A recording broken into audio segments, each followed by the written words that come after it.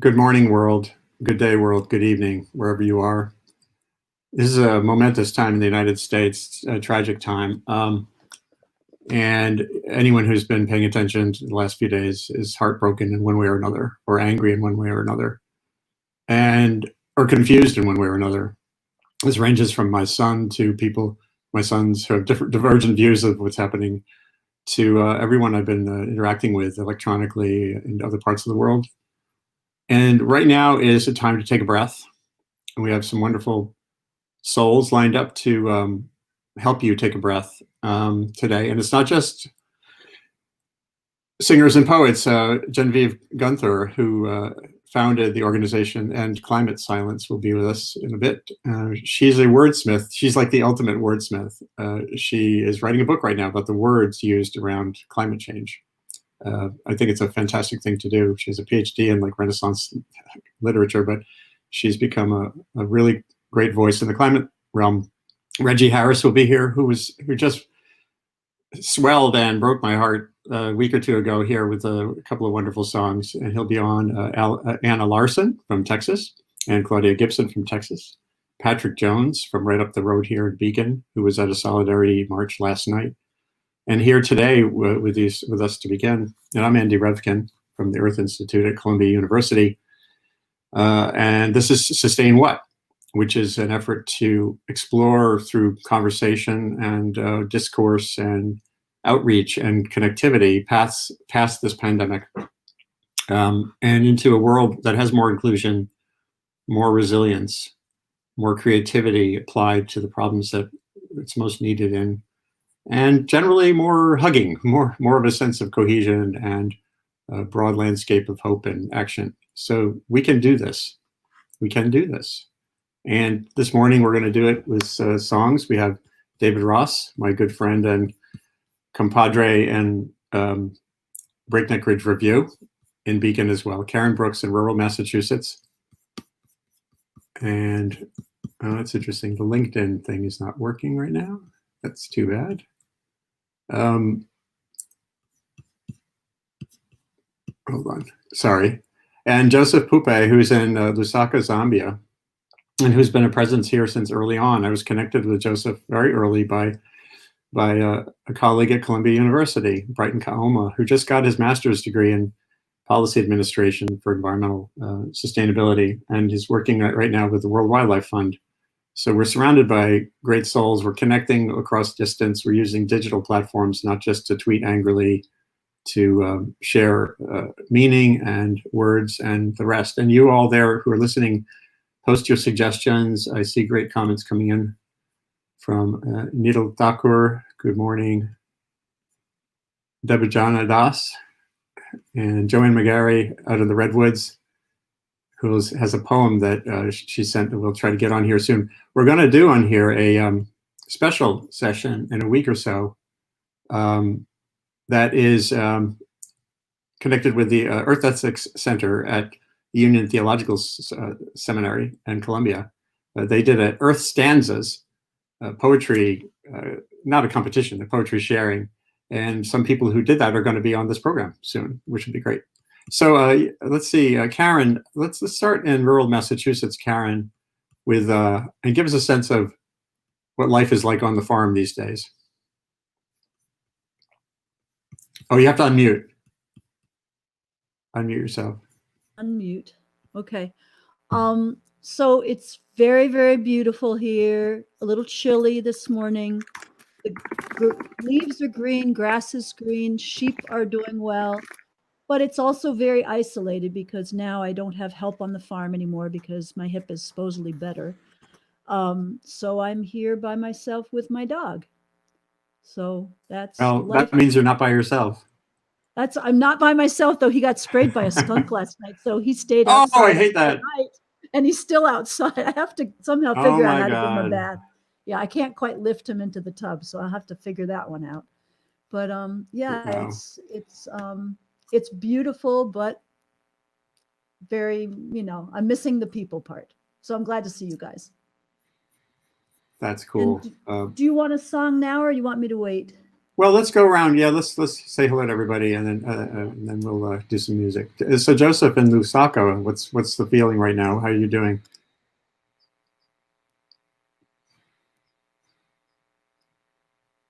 Whoops. Hi guys, hi Karen, hi David, and hi Andy. So good to be back. I missed out last week. Bad connection, but I hope I'm okay today. Are you guys hearing me perfect? Is my sound okay? It's really good. Okay, It's the best yeah. yet. So things basically things in Osaka are still a little both sides. I would say people are still carrying on with their daily lives and way of life, and amidst the pandemic, I think the president declared the new normal that we may have to just accept that COVID is going to be with us for a while, and we just need to adapt a new way of life and see how we can best put measures in preventing the pandemic from soaring, so yeah, that's basically most of it. And unfortunately the rest of the world is, um, following the issues in the United States, which sort of like becomes now a global issue. So in one way or the other, we are concerned, and yeah, prayers and thoughts to everyone, and we'll get through this together. But yeah. That's beautiful. And what your president said is so true. If there's any sense of that we're going back to normal, meaning back to some normal that existed before our connectedness and challenges, the negative side of connectedness can produce. That's kind of fantasy. So we're building a new normal going forward. And change is part of that too. Change and uncertainty, acting in uncertainty. On Wednesday, we're doing another session here on those challenges. How do you build policy amid uncertainty? It's another thing that's very important. So David Ross, how are you doing, my good friend? Well, I'm kind of exhausted. I've been up. I just can't go to sleep at night. I watch the news until they stop showing what's happening, and then have a hard time falling asleep. I found an incredible monologue by Trevor Noah, who I think is a really important. Oh yeah, I listened to it last night too. And explaining the linkage between the pandemic and what's happening in Minneapolis and what's happening in so many other cities across this country, and talking about the social contract and how it's been so irrevocably broken for so many years for people of color in this country. And it's been very depressing. At the same time, I was out this morning and I saw red-winged blackbirds keeping a hawk away from their nest, two of them pecking at the wings of the hawk. And it was just a beautiful sight. I watched it for 20 minutes, this hawk coming back towards the nest, and these red-winged blackbirds just zooming in and nipping at the wings of the hawk until the hawk got discouraged and moved away. And I think that, we're like those red-winged blackbirds. We have to be nipping at the wings of the hawk. We have to be relentless, if we want to protect the people we love, and if we want to make things work. And so, I've decided actually not to sing a dark song today. That's good. I decided to sing a song about spring. Go for it. And then we'll circle through. About what's happening here in Beacon. It's so beautiful up here in the Hudson Valley right now. The irony of the beauty of this moment and the horror of this moment is just too profoundly moving not to deal with it. So this is a song by the Decemberists, and it's called June Hymn. It's a song I've really come to love.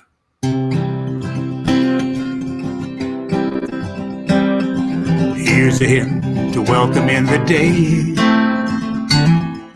heralding the summer's early sway, and all the bulbs are coming in to begin.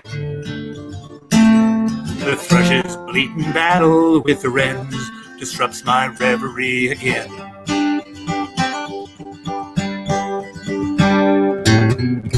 Begging clothing on the line, training jasmine how to vine up the arbor to your door, and more. You're standing on the landing with the war you shouldered all the night before.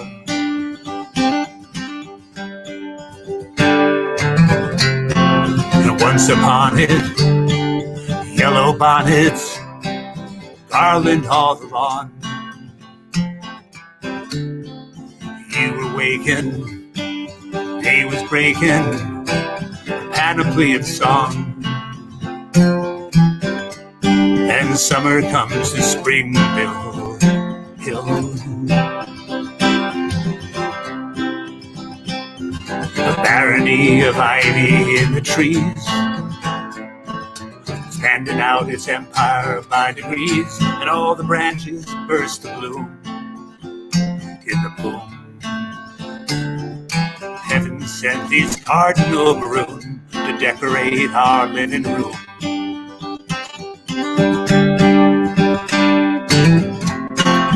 Once upon it, yellow bonnets garland all the lawn.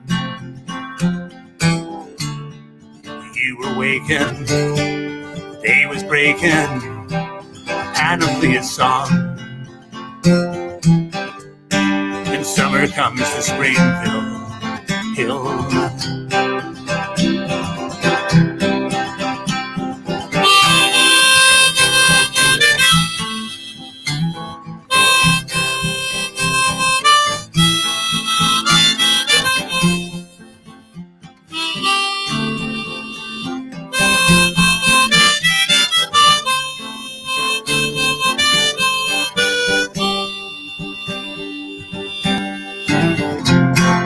Once upon it, the yellow bonnets, they garland all the lawn.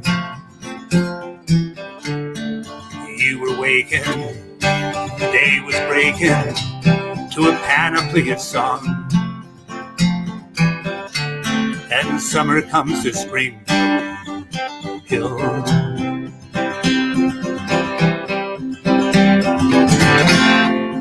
And years from now, when this old light isn't ambling anymore, will I bring myself to mind?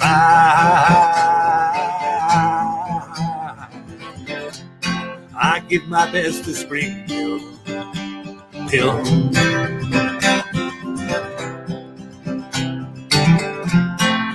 Once upon it, the yellow bonnets, they garland all the lawn. You were waking, and the day was breaking to a panoply of song. And summer comes to Springville Hill.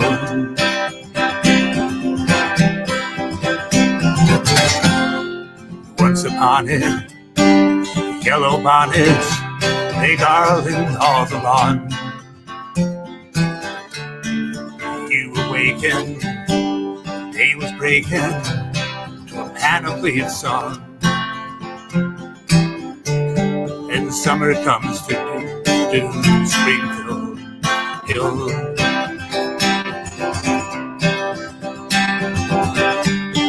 Summer comes to Springville Hill.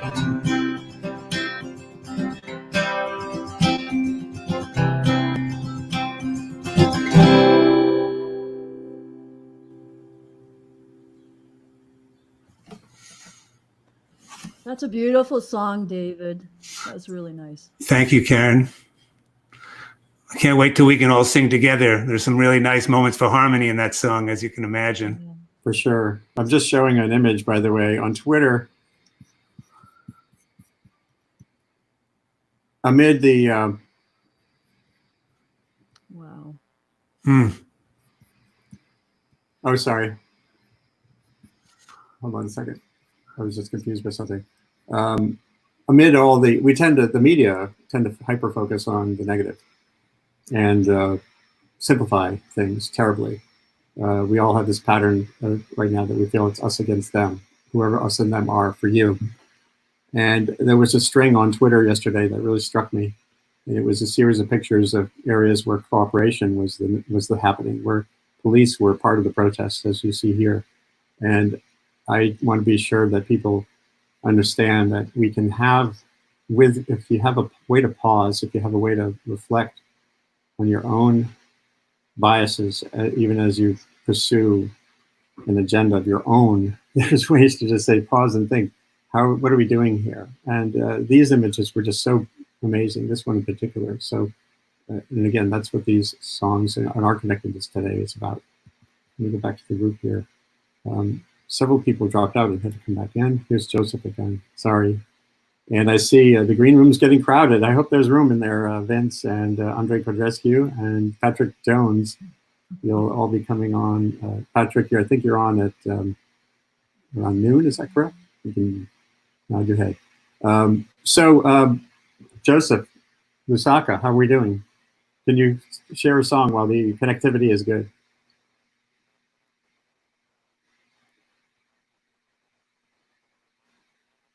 You're muted.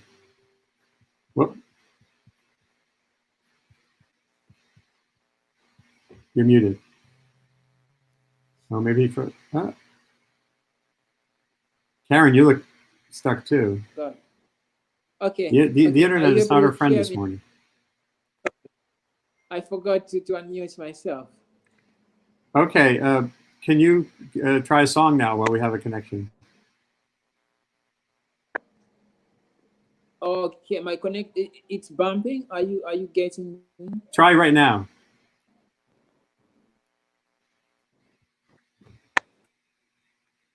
I hear you. We hear you, Joseph. I will.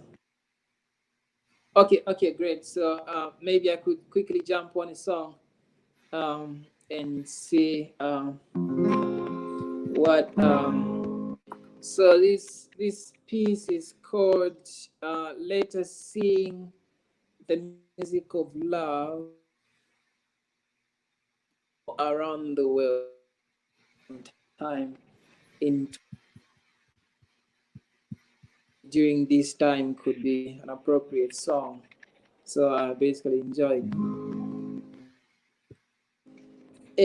Everyone is talking now. Oh, it's freezing again. This is so frustrating. I have the really beautiful tune by Joseph that I can play in a minute. Joseph, you know what? I'm going to play "We Shall Overcome" from the video. Yeah. In a minute. So Karen, what you got?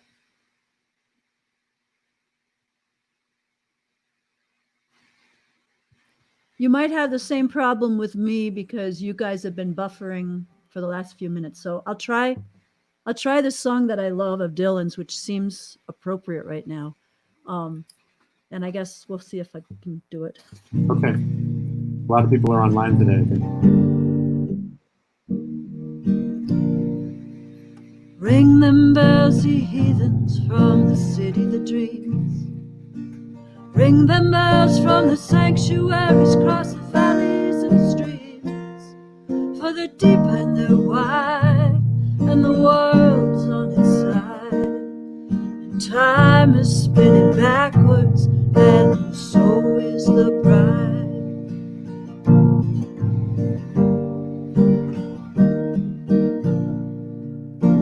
Ring them bells, St. Peter, where the four winds blow. Ring them bells with an iron hand, so the people will know. Oh, it's rush hour now on the wheel now. The sun is going down upon the sacred cow.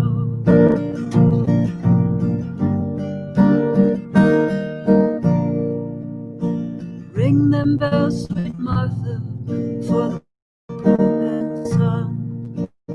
Ring them bells so the world will know God is one. Oh, the shepherds sleep where the willows weep. The mountains are filled with lost sheep.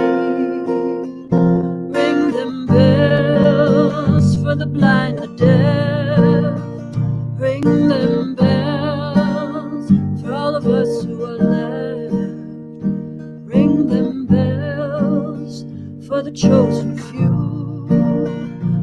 judge the many when the game is through.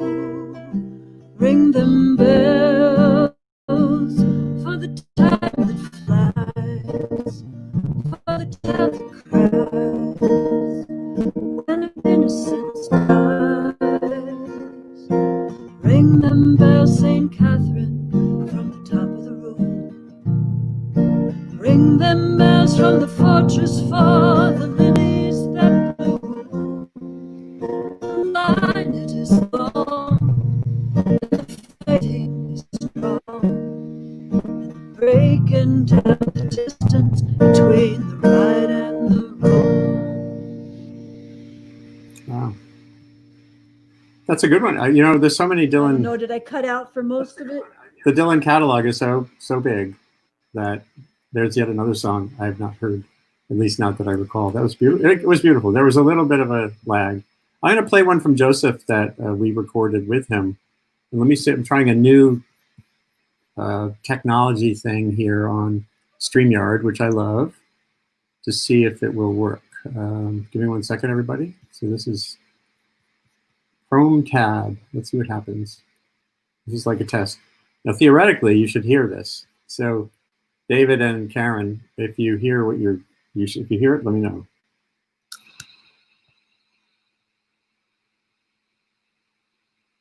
Yes or no? You don't hear it. Darn. Oh, it's not working. It's supposed to work. Hold on a second. I'm going to try the other low-tech way. Let's see if we can get this right. Everybody wait a little second here. 1, 2. We shall overcome. We shall overcome. We shall overcome someday. Oh, Deep in my heart, I do believe we Oh, shit. shall overcome someday.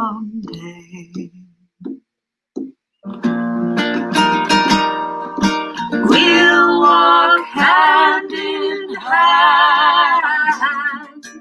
We'll walk hand in hand. We'll walk hand in hand someday.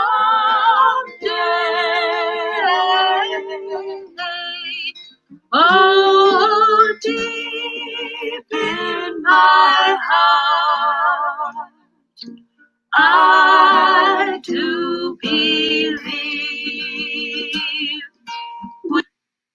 we shall overcome someday.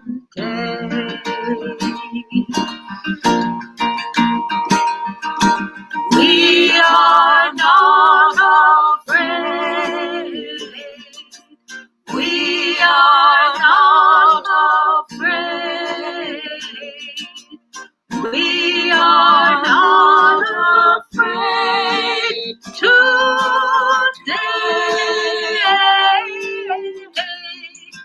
Oh, deep in my heart, I do believe we shall overcome someday.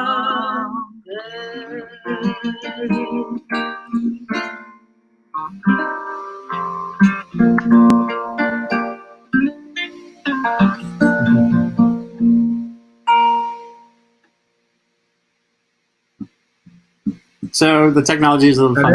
That worked well. But that worked well. I'm going to actually play it in toto at the end. It got a little scrambled there at one point.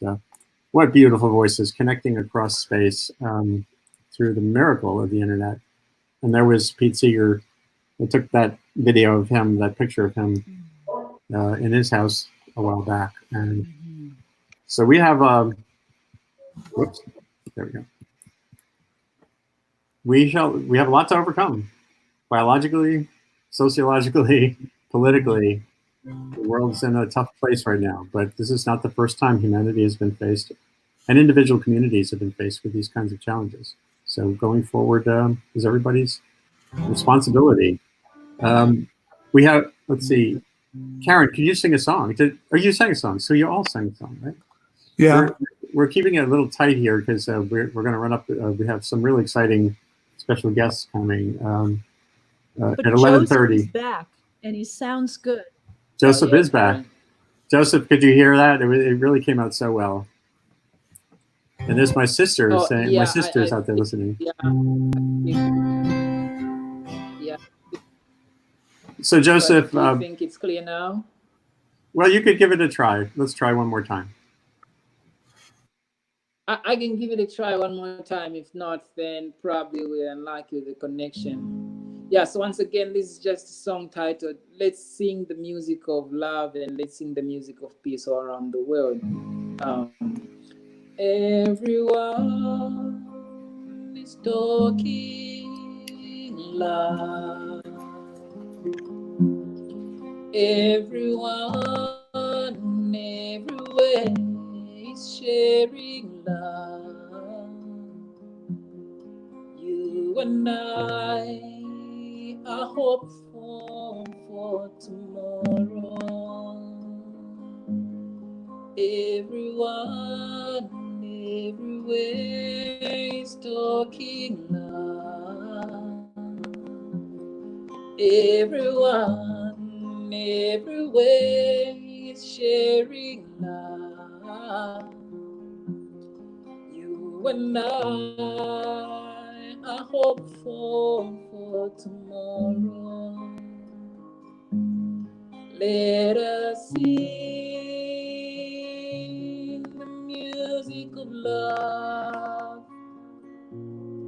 all around the world.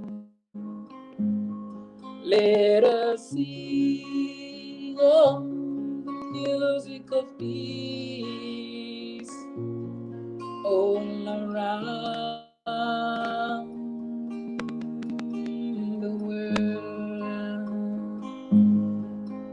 Aliese kama chikondi, aliese kama mutenere, aliese kama chikwirizano. Let us sing the music of love all around the world.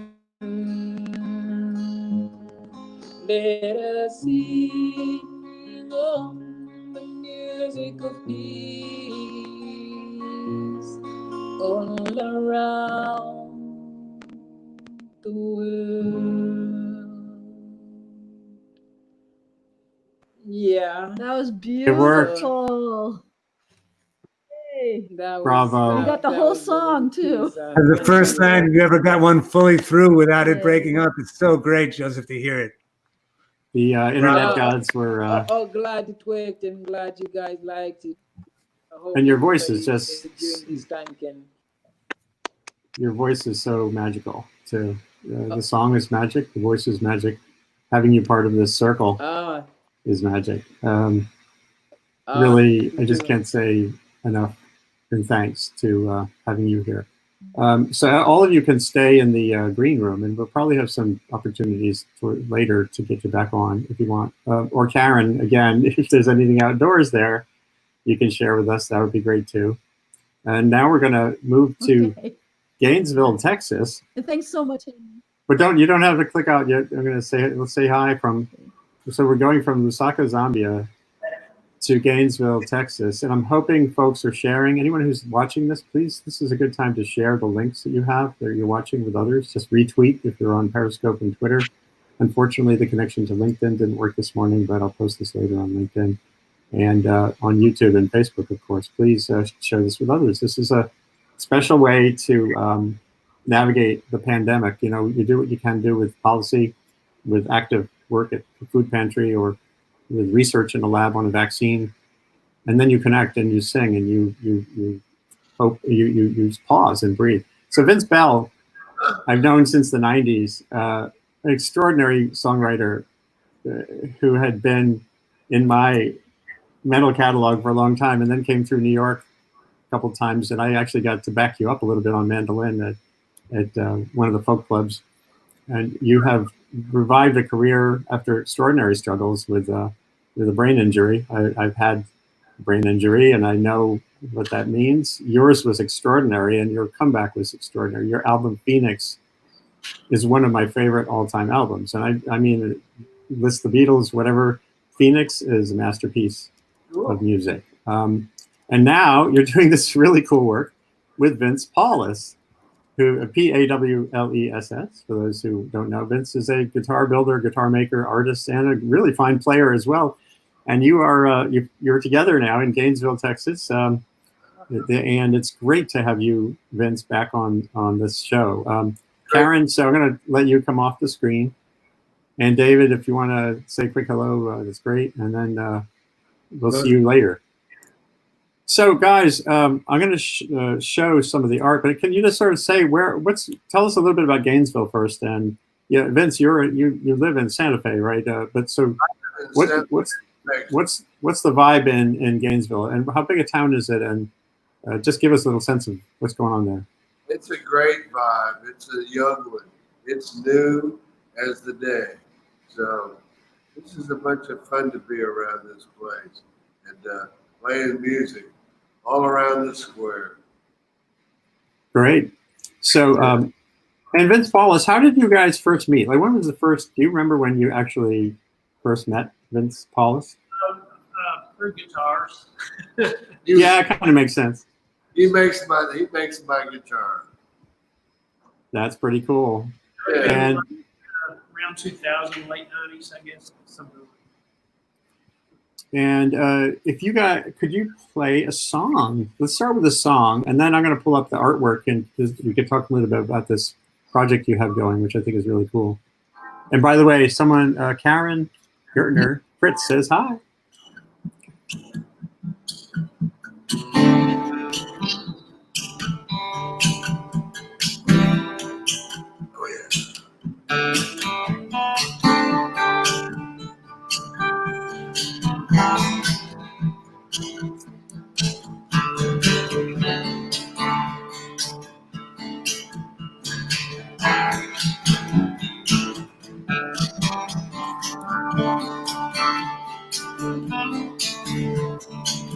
Stop by to say hello to someone I used to know.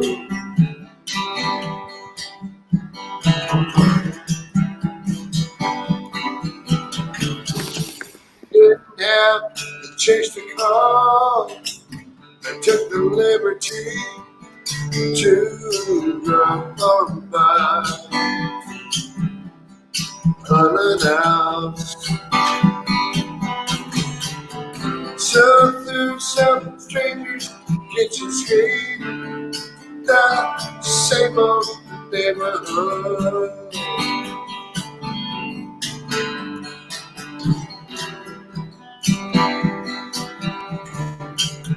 Yesterday's follow me up and down familiar streets in my heart.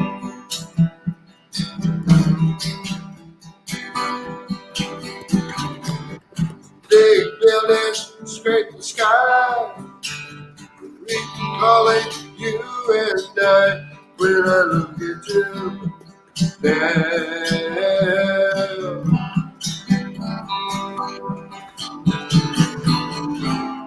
On the bayou winding downtown. Memories drift by.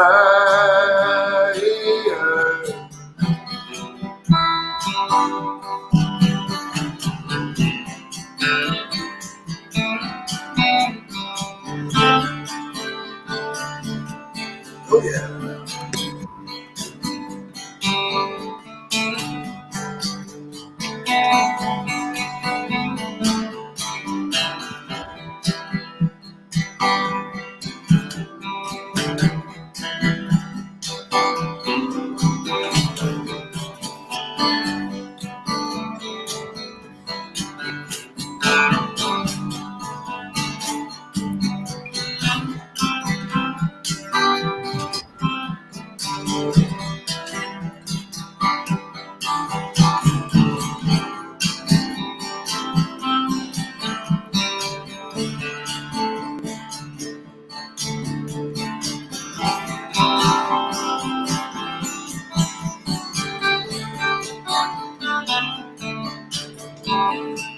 We lived well, didn't we?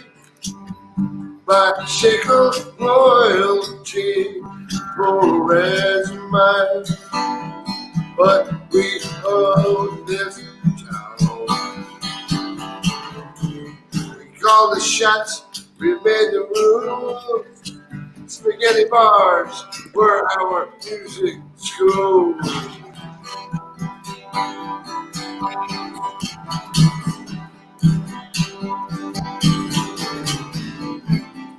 But there's no one left to tell.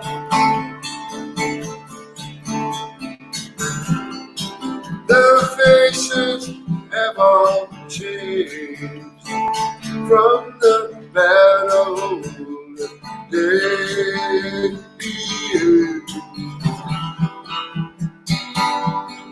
Bad old days.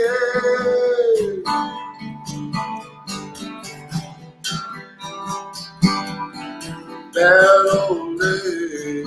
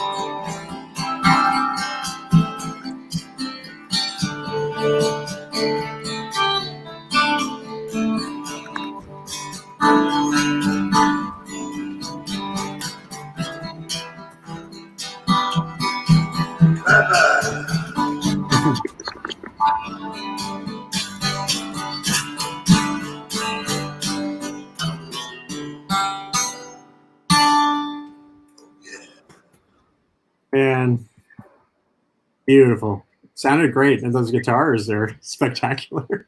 Excellent, excellent. But the song, I just love your tunes, that one in particular. Now I'm going to show some folks some of the product of your collaboration. Easy. Hold on one second. Easy.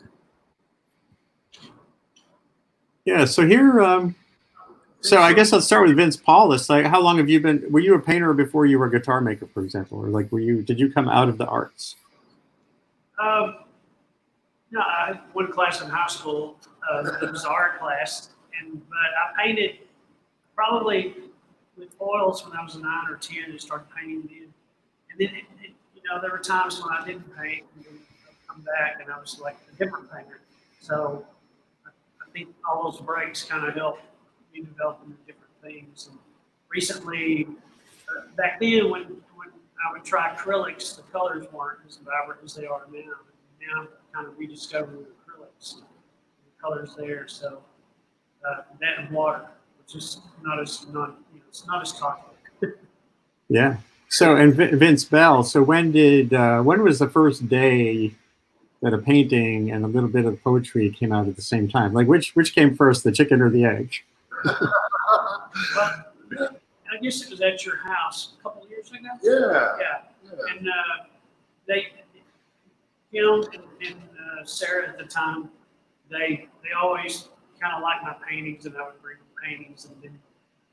You used to paint. You used Yeah. to paint aspen trees. Yeah, I was in an aspen phase, like some people in the blue. I mean, I'm talking 200-300 pieces a month. You know? Wow, those are the ones that where you can see sort of an eyeball in the grain of the in the bark and stuff. The white. Yeah, you Yeah, bet. yeah, it was more You bet. knife work. Over the past year, I've kind of developed more into brush work, you know, and so a little thinner, using more water. It's just, you know, I'll eventually move on from that to something else, I'm sure. Yeah, I saw him painting aspens, and I went over and over again. I said, "You need to paint. Come paint for me on the internet." Yeah, that's And, Yeah. And we started putting his paintings up, and then put some of my quirky words with it, and all of a sudden we had an A plus B equals C. So this is a form of multimedia communication, basically. Oh yeah, yeah. oh yeah. Those words sound wonky and techno, but you're demonstrating that you can have multiple media helping to convey a broader message together. That's cool. It makes my words look good. Oh, I love this one. An island in the middle of a sandy desert, an oasis. That reminds me so much of Terry Tempest Williams was on here a month or so ago and showing us live out her back windows there in Utah, the Bears Ears monuments. And she said something so beautiful and showing that vision of the monument again. And her words were together really powerful. She said erosion is a form of creation too. And in the context of what's happening with the pandemic, she was making the point that the things that are hurting us and eroding our capacities are also building something new. The sand from an eroded mountain becomes a beach, or actually in human hands becomes a constructed house or a building. So it's a really valuable lesson, I think, in looking at those things. So here, an island in the middle of a sandy desert, an oasis, and lost, but not as lost as you. Vince, do any of these start to then emerge as a possible song? Certainly. Out of Bounds.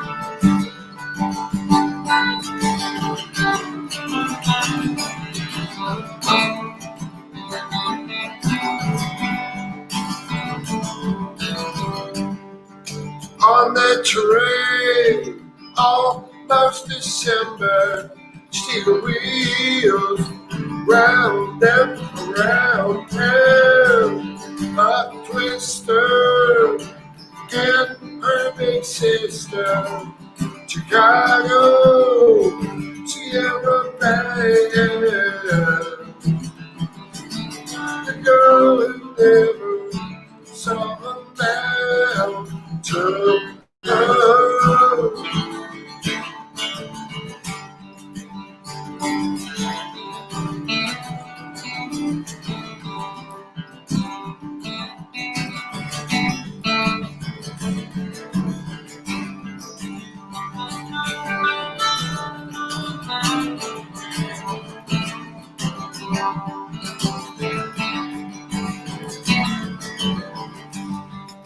Across the plains, like a raging fire, lakes like inland sea,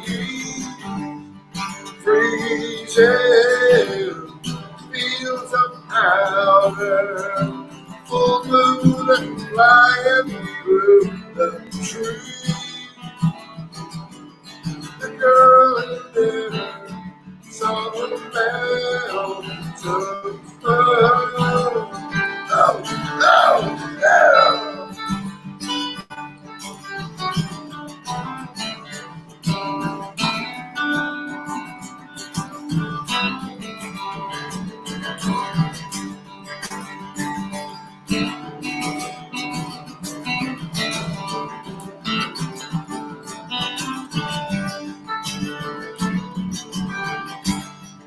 on your way into tomorrow, find me, you will recall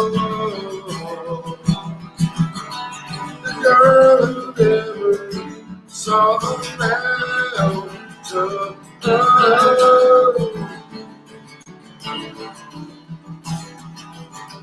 The girl who never saw the mountain.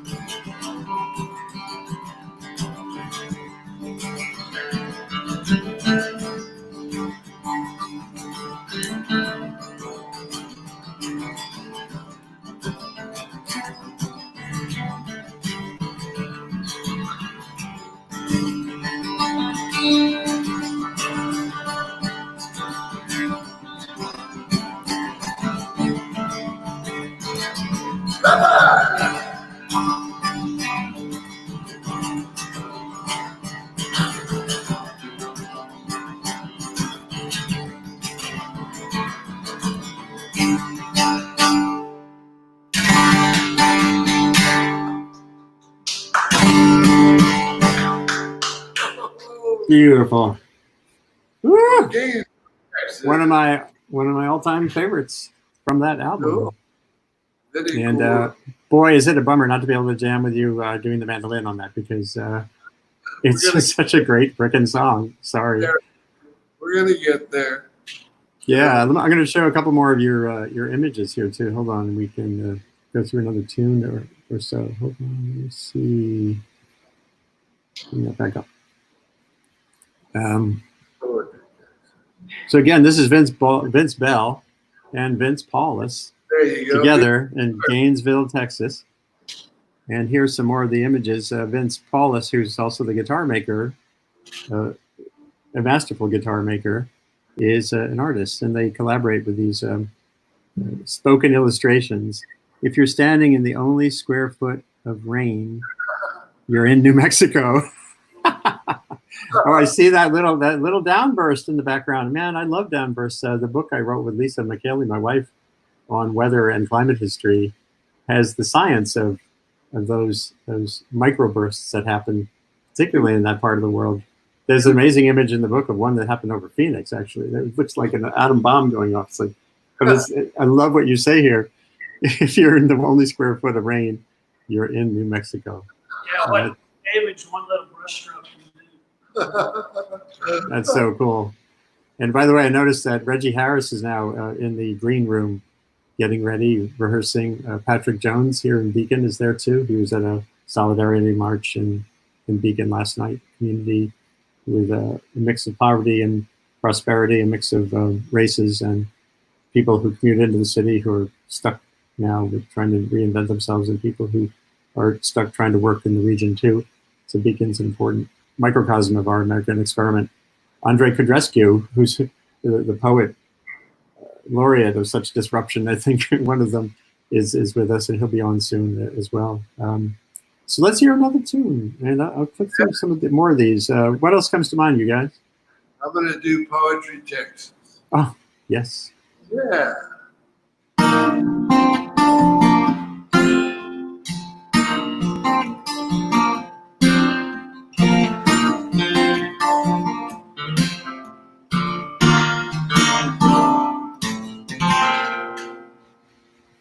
Dallas in the mirror, winter morning, cold as hell. Me and my sixth grade, no one else.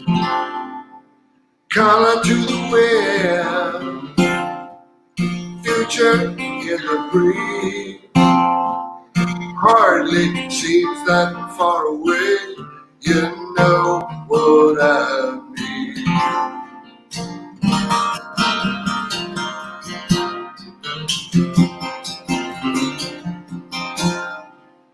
Highway 59 drove just like a dream.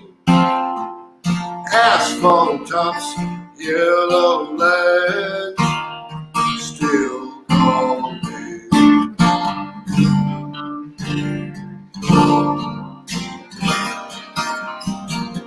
Post office bar, Poetry Texas.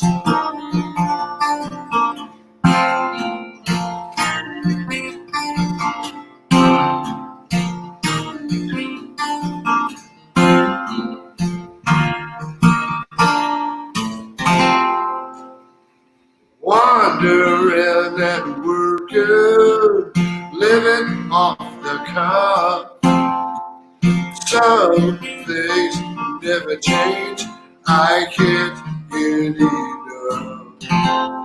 The trains in Kansas City, New York's a parking lot. You can tell where I am by where I'm not.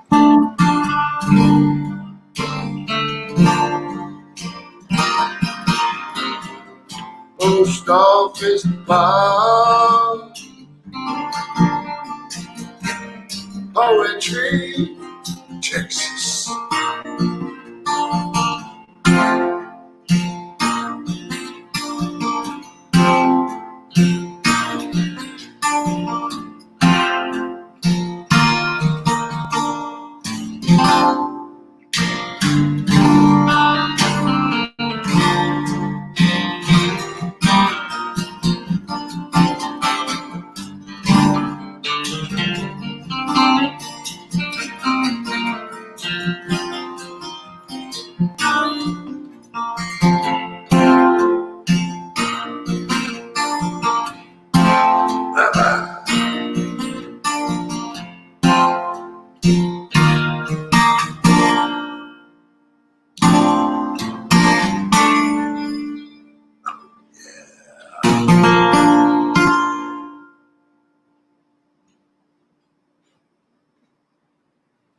Absolutely beautiful.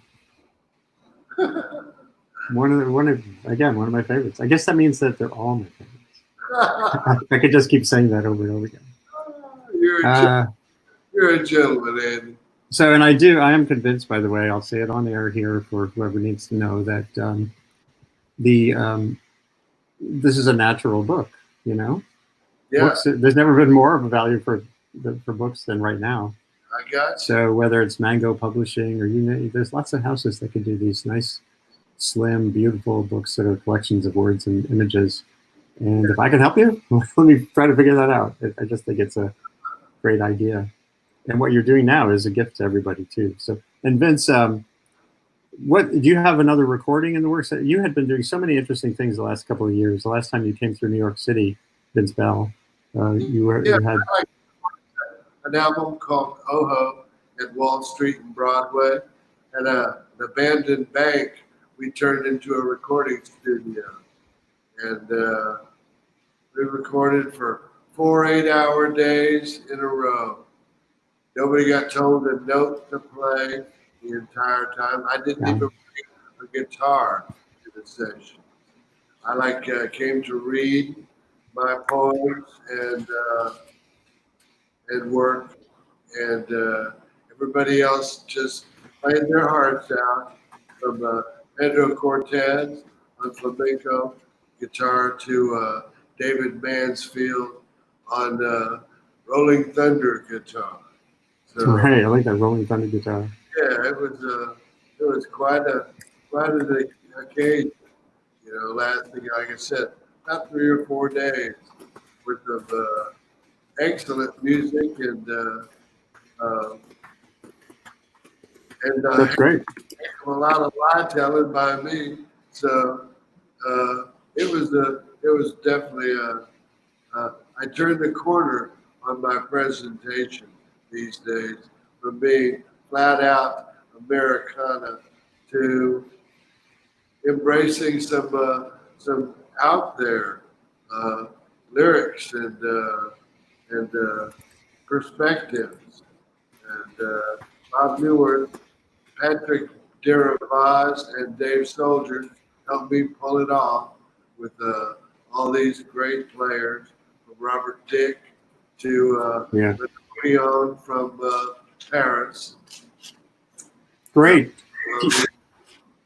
Um, I'll send around links to your website and everything. And it's just great to have both of you with us today. If it fits your schedule, yeah, you know, unless and until we can start convening face to face physically, this will be a given on a Sunday morning, 10:30 to 12:30 Eastern time.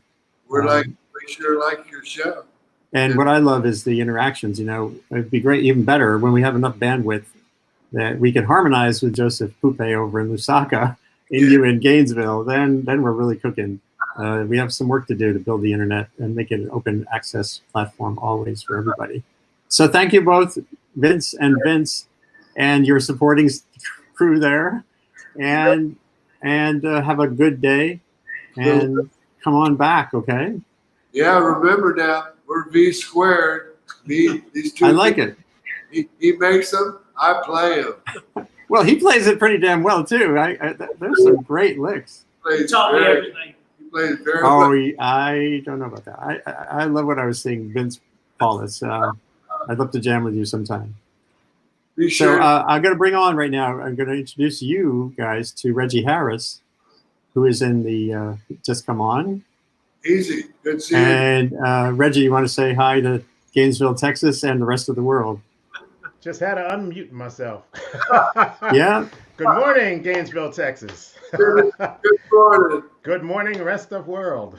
And Reggie, where are you? Remind me where you are. I'm the in world. Schoharie Valley, up in upstate New York. I'm 40 miles That's west right. of Albany.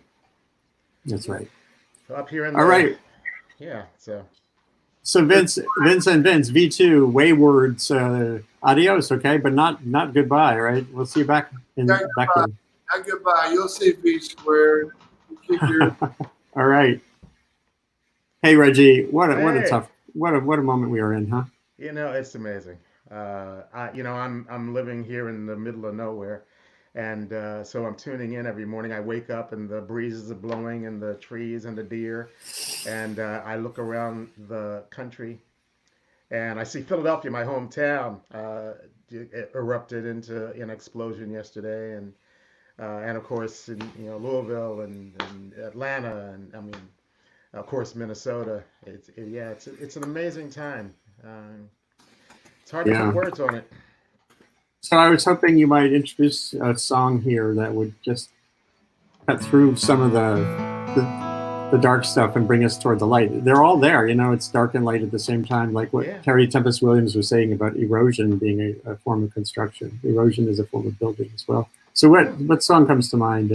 Well, a song that I wrote a few years ago called Better Angels, inspired by Abraham Lincoln's inaugural speech at a time when our leadership is I would say they're having trouble, but they're not. So we're leading from below and from within. And we have an opportunity here to shift the narrative if we allow our better angels to rise.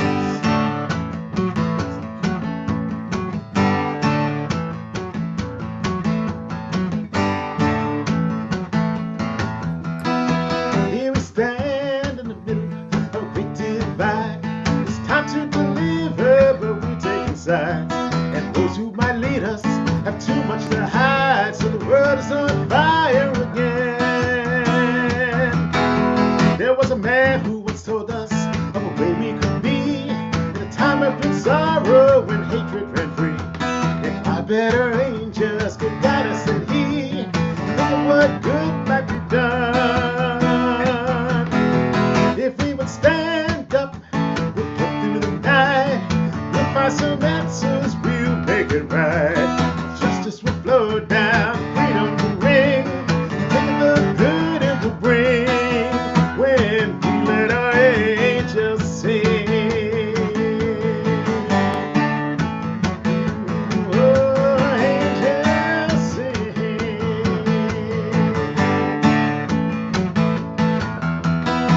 There are voices that cry out from deep in the soul. Been there forever, they never grow old. They're hopeful and quiet, but we'll never hear them speak. We were shattered by fear. So we stand in the middle, and what can we say? Start with compassion and keep it in play. Think it all over, and we'll find a way to do what we know must be done. We got to stand up to get through the night.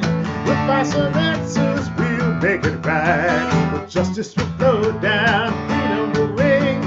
Think of the good it will bring when we let our angels sing.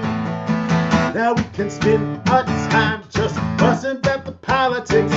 Keep our heads in the sand. Don't see the signs, but the future's on the line. Gotta work as fast as we can.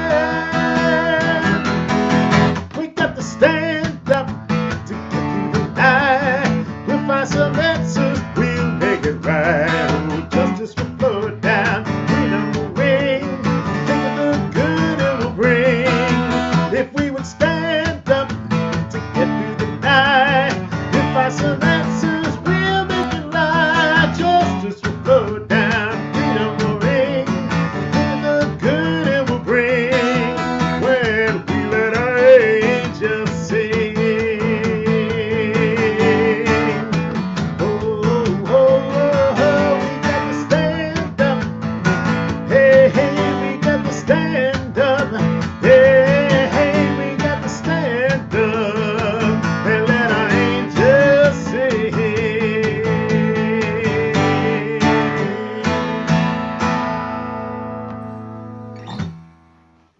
The better angels.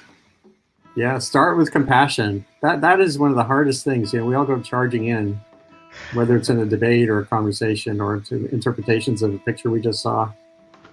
And that ability to pause and then start with that is often feels like it's not in the foreground. It's not the thing we come at something first with. Well, it's a practice. I took some training years ago from the National Coalition Building Institute, and I was really frustrated at the time to find myself in so many situations where I just didn't feel like I had skills. And one of the important things that they said to us is that when you get into a situation where you really want to make a difference, the most important thing to first do is listen. Right. Right. Right. Yeah, right.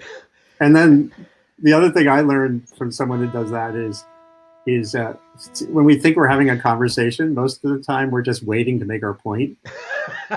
So you're not actually actively, consciously listening. No. So I want to introduce a couple of people to you who Great. This half hour is a mix of words and music. And there's Genevieve Gunther, Dr. Vive on Twitter, who is, and here's Andre Kodrescu, who I think maybe you met. I can't remember if he was on with you the last time. He was not, but I've been a fan for a long, long time. Thank you. And Andre's been, you finally got your own platform, man. He's posting videos of some of his readings every day, or every like three 3 times a week. 3 times a week. That's more Wow. than enough. They're beautiful. You did a very profound one yesterday or the last few days. We're drawing on your experience in Detroit when you came over from Europe, and Genevieve Gunther, you're out on Long Island, right? I am at the moment, yes. Yeah, we met through social media, I'm sure, when you had started becoming a big part of the conversation around climate change. Without a background in that area, you have a background in literature going back centuries, and you dove in a very creative, constructive way with the hashtag End Climate Silence. This was before the Trump election, I think. No, it was actually just in 2018. So 2018. Wow. Time scales have just gotten so warped, you know. know. So, but you're also like a wordsmith, I would say, but also a word analyst, a word dissector, and you're writing can you just describe the project you're working on right now? Yeah, so I'm writing a book on the language of climate change, which takes a kind of kaleidoscopic view of how the words that we use to think and talk about climate change distort the problem and bias us against the solutions. So something even just like as innocuous as the pronoun we, for example, tends to universalize responsibility for climate change. And it makes us confused, and it makes it hard for us to see that there are some people who are really trying to end the fossil fuel era and evolve our entire global culture into what should come next. And there are some other people who are really trying to block this transition and doing everything they can to fight it. And so I think that we have to be careful, even when we just fall into using like sentences like "we are causing climate change," which seems like a sentence that embraces the climate movement, but tends to sort of obscure the political struggle that's really happening right now. So the book sort of looks at 39 different words and opens up how they distort the problem and misrepresent the solutions, and sort of offers a reframing for those words, you know, starting in the past, looking at the present, and then talking about what could come in the future, especially like emotional words like love and courage and grief and wonder, which are so important, as you know, this conversation is going to reveal, I think, to any kind of activism and any kind of like struggle to change what is to what could be better. Well, this came up even in the last 24 hours when I saw some tweeting about alternate headlines for what's going on in the streets. Chaos. Exactly. The New York Times had chaos. The LA Times had anger. Exactly. And I'm a huge fan of clarity. You and I have had long conversations about, even I reject the phrase climate crisis. I mean, it's a good opening, hello, and then, but it's all about what do you mean when you say that? What are the parameters for whom? Years ago, I also started speaking about these things, and I said, I had made a hashtag, there is no we, for energy and for climate. And that's, for me as a journalist, or for anyone who does public speaking, how many times in the average lecture do you say, we need to, and the clarity only comes through dissection and going to the root. And even that, like the guy, Jose Lutzenberger, who was Brazil's Minister of the Environment, who I met in the Amazon rainforest when I was writing my book about Chico Mendes in 1989, he said, we need to be radical, exclamation point. He's kind of a radical ecologist. He passed away years ago. But he said the Latin root of the word radical is getting to the root. And radical is getting to the root. It's not like burning buildings. It's getting to the root. And that then you actually depressurize that word itself. Let's get radical about what's going on in America right now, meaning let's find out what is really going on. So that's a beautiful thing. And Andre, you're all about words and about words with the power of words to do bad things and good things. So just tell us how you're doing and weigh in. I'm in Queens, and the sound of ambulances has been replaced by the sound of police cars.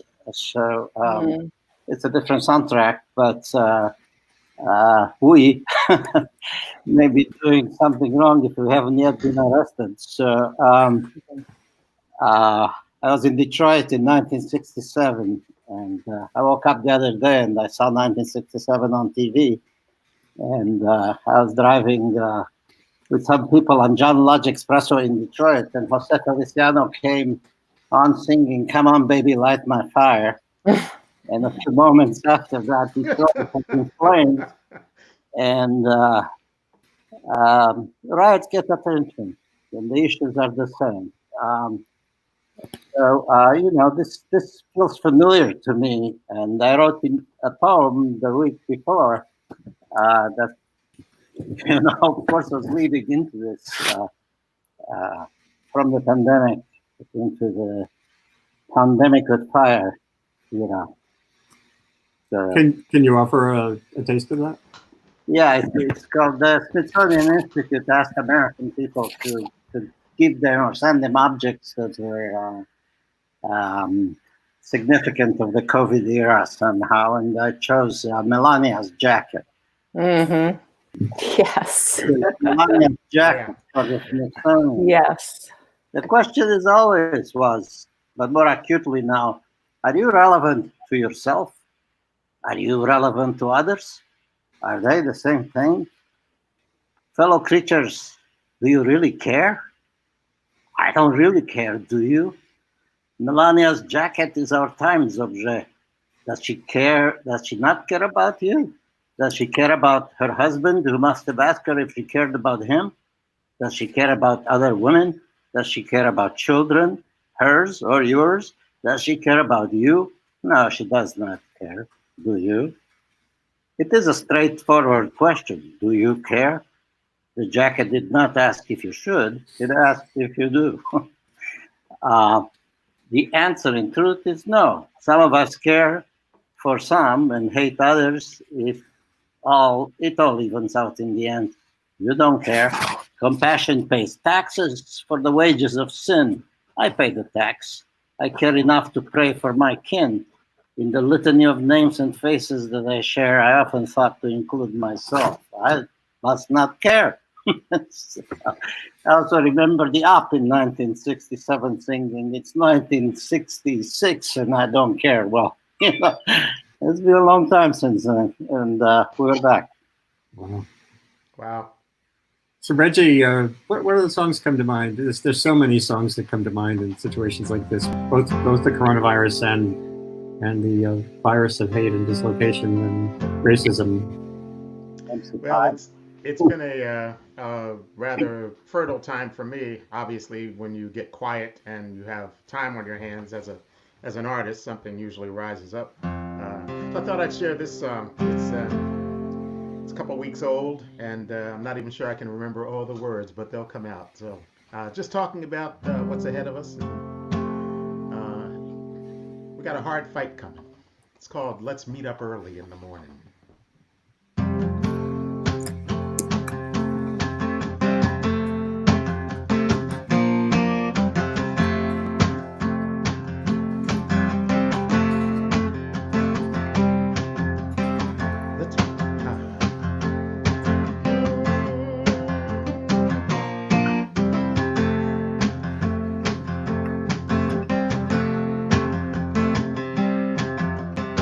We got a hard fight coming.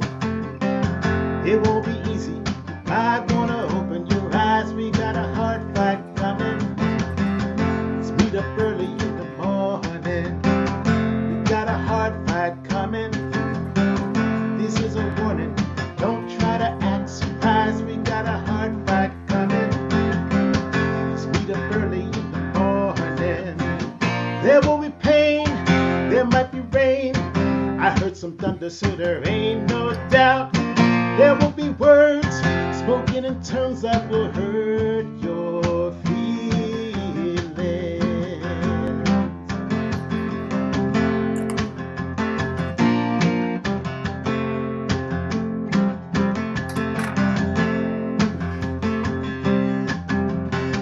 We got a hard fight coming. It won't be easy. I wanna open your eyes. We got a hard fight coming. Let's meet up early in the morning. We got a hard fight coming. This ain't no secret. I wanna wear a disguise. We got a hard fight coming. Let's meet up early in the morning.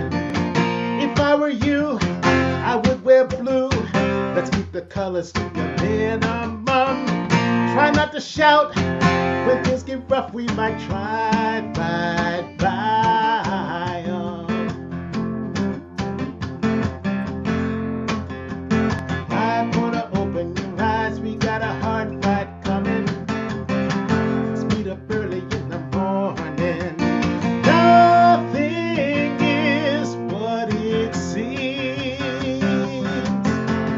We can still fight harder when we keep our eyes set on that dream.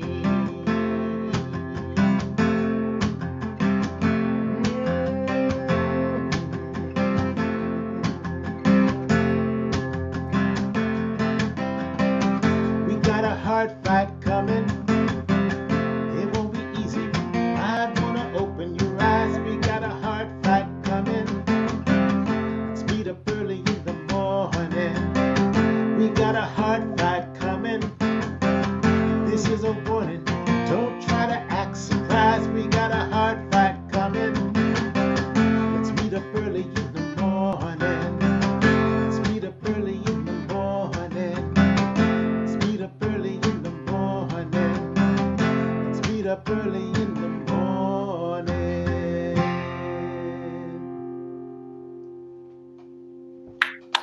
Yay!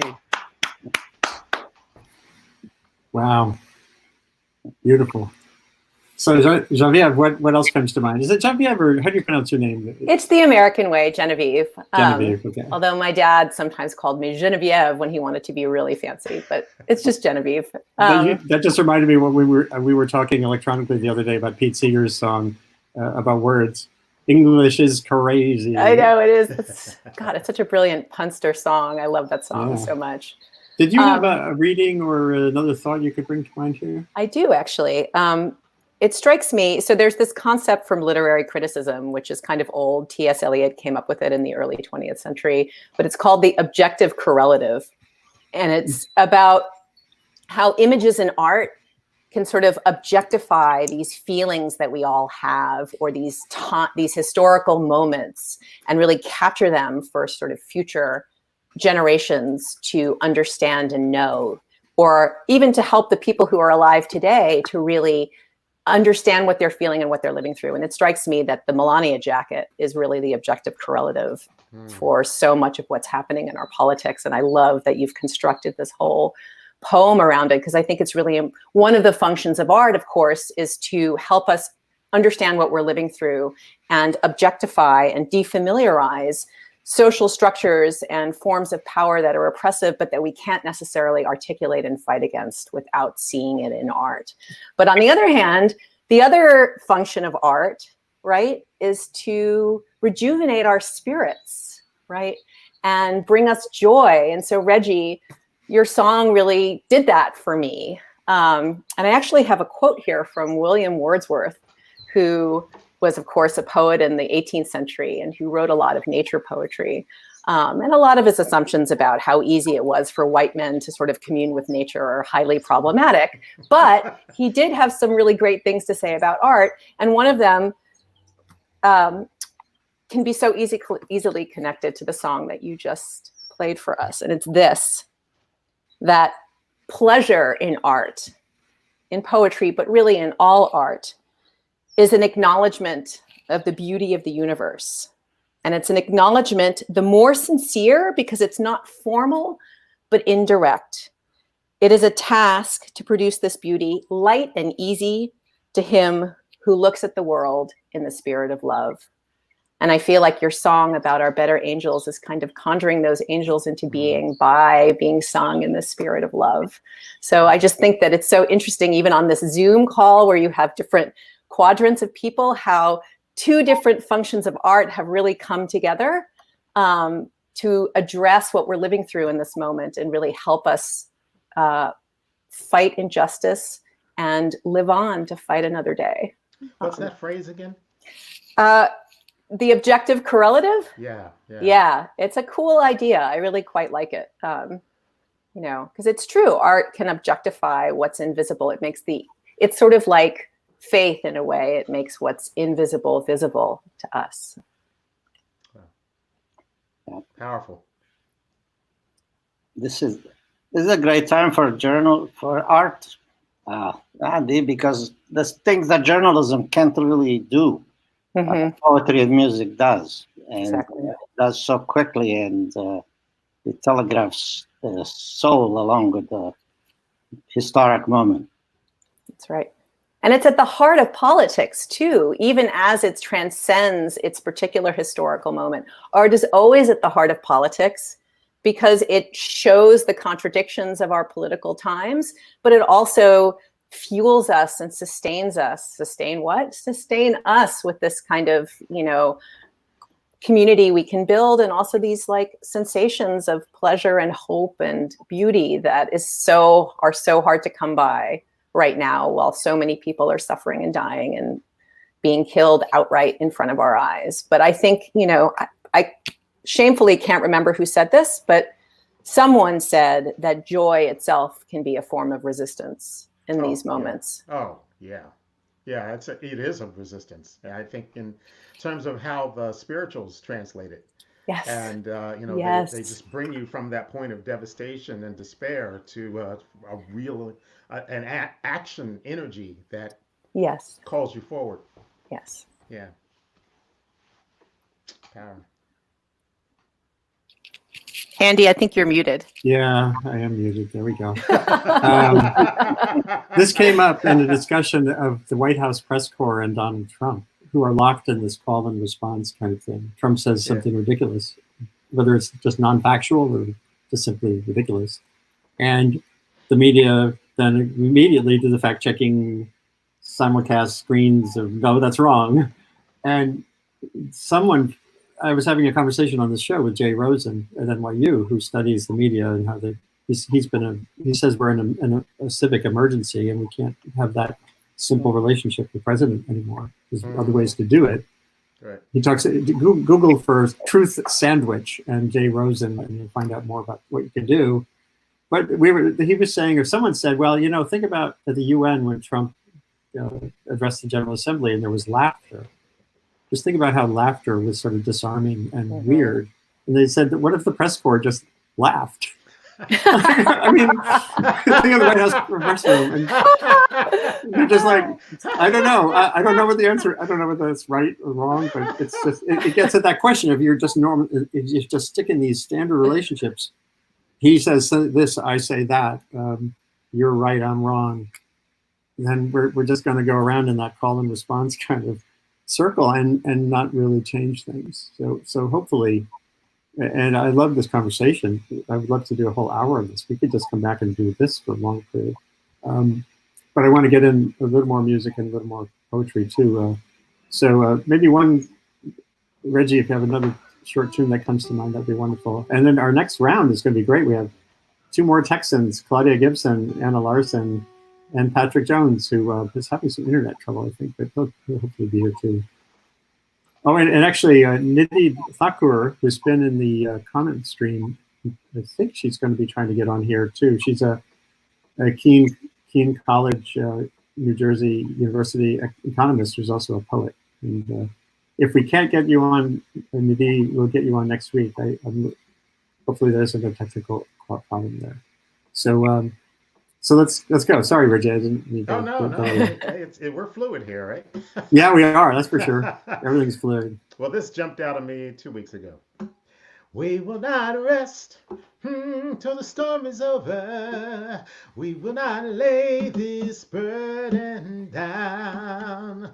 We will keep each other strong. We will love and carry on till we stand all together on solid ground. We will not rest till the storm is over. Hey, we will not lay this burden down. We will keep each other strong. We will love and carry on till we stand all together on solid ground. It's been a long, hard journey on a winding road. So many have gone before us. They carried a heavy load, but they went there singing as they made their way. And it's in their footsteps we follow as we work Today we will not rest till the storm is over. Yeah, we will not lay this burden down. We will keep each other strong. We will love and carry on till we stand all together on solid ground. I know that you're weary. We all feel the pain. The actions of the world will try your soul again, but I know there's a better day, and it's coming our way. That's why we're raising our voices as we work today. We will not rest, oh, till the storm is over. Yeah, we will not lay this burden down. We will keep each other strong. We will love and carry on. We stand all together, solid ground. All around us there's hatred. All around us there's fear. Violence touches our lives, and the message is clear. We mourn our martyrs. In our hearts they'll stay. Then we'll sing, we shall overcome, and go on our way. We will not rest till the storm is over. Yeah, we will not lay this burden down. Yeah, we will keep each other strong. We will love and carry on till we stand all together on solid ground. Till we stand all together on solid ground. No, yay. Oh my gosh. So beautiful. I'm so thankful to be able to do this. It's just to introduce people, This to have is conversations wonderful. like this. You know, I attended a reading by Andre in New Orleans, probably back in the 1990s. Wow. And so I've since then, I was there in town to do pretty much every elementary school in town, and I came to one of your readings one night. Wow. Just very inspirational. Well, hearing you is great. Continuity of the struggle, and it's wonderful. Yeah. Beautiful. Well, thank you all. Thank you three for being part of this. We're Thank about you to so shift much. to the next group here. And I'm going to actually introduce Anna before you all leave. Anna and Claudia can come in right now. Hi.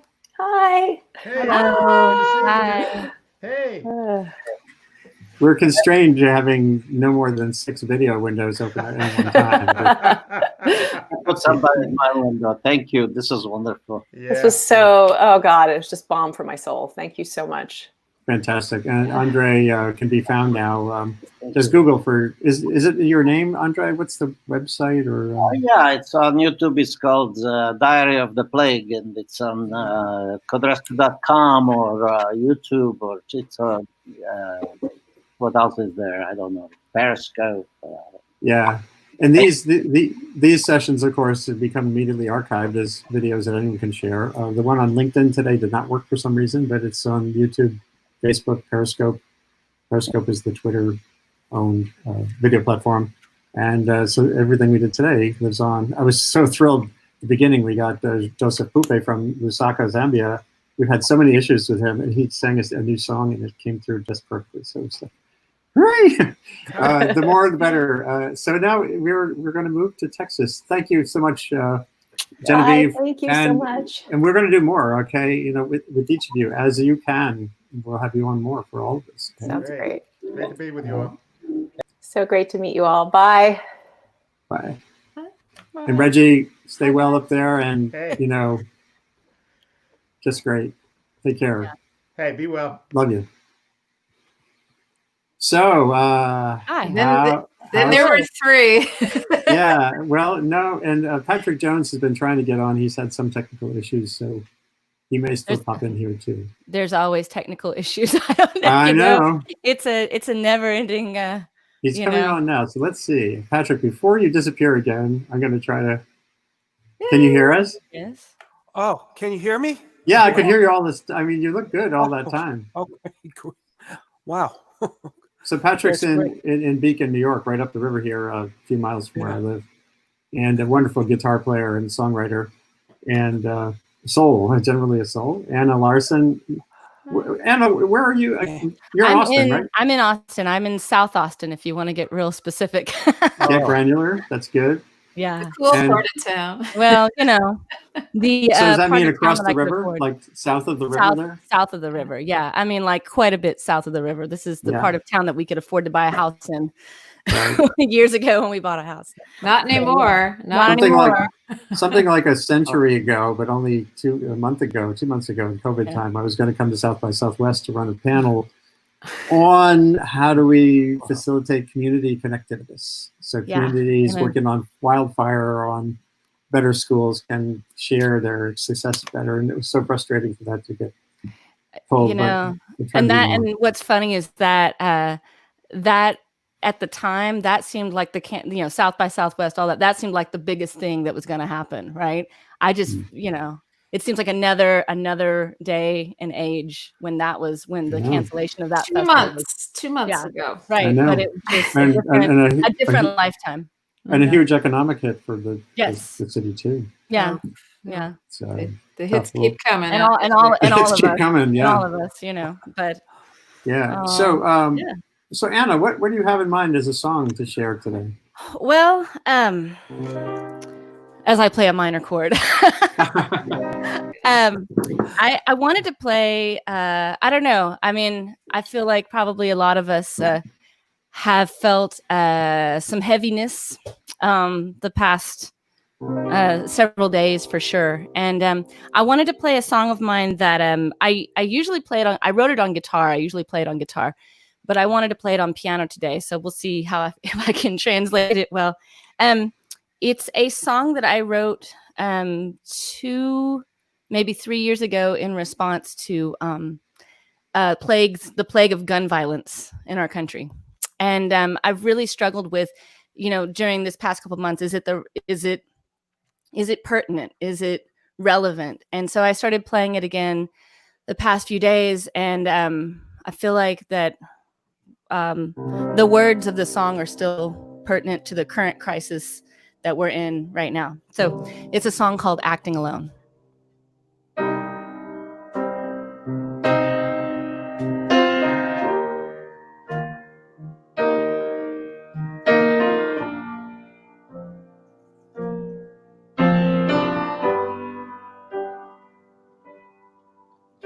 In a place just like the place that we all live in,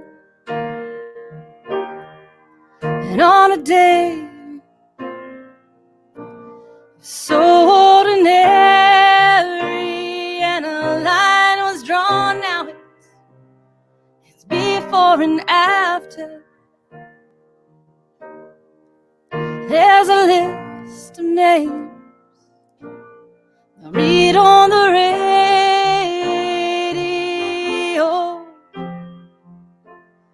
I read on the radio.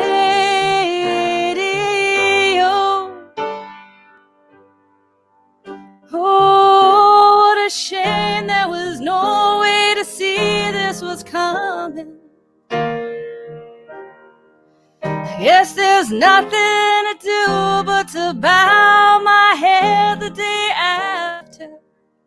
After all, he was acting alone.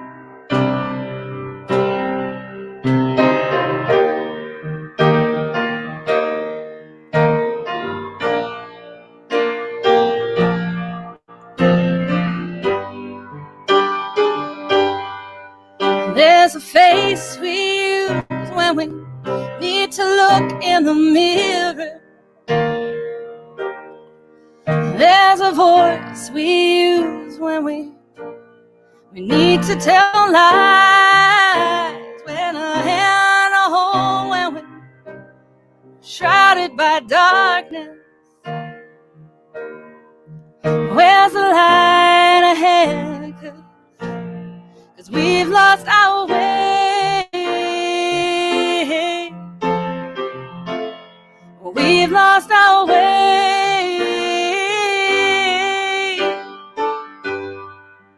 Oh, what a shame there was no way to stop this from happening.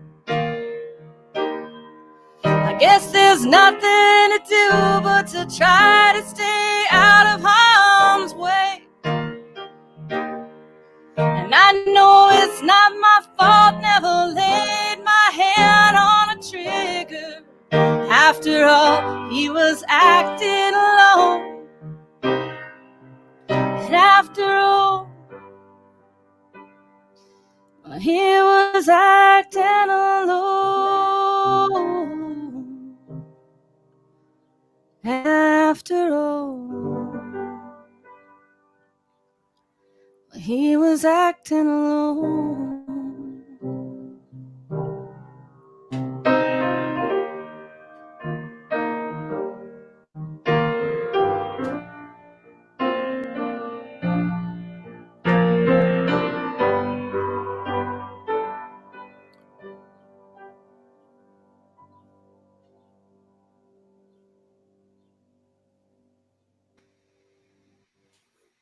Wow.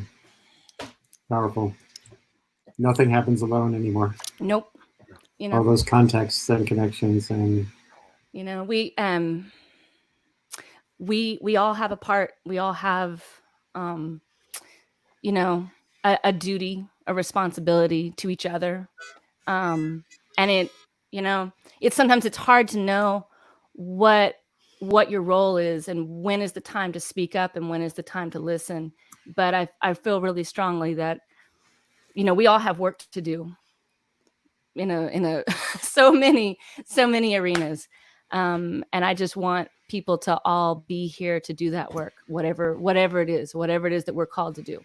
So yeah, and it reminds me a little bit of John Prine, dear departed John Prine's song "Hello" in there, in the sense of you know, check on people.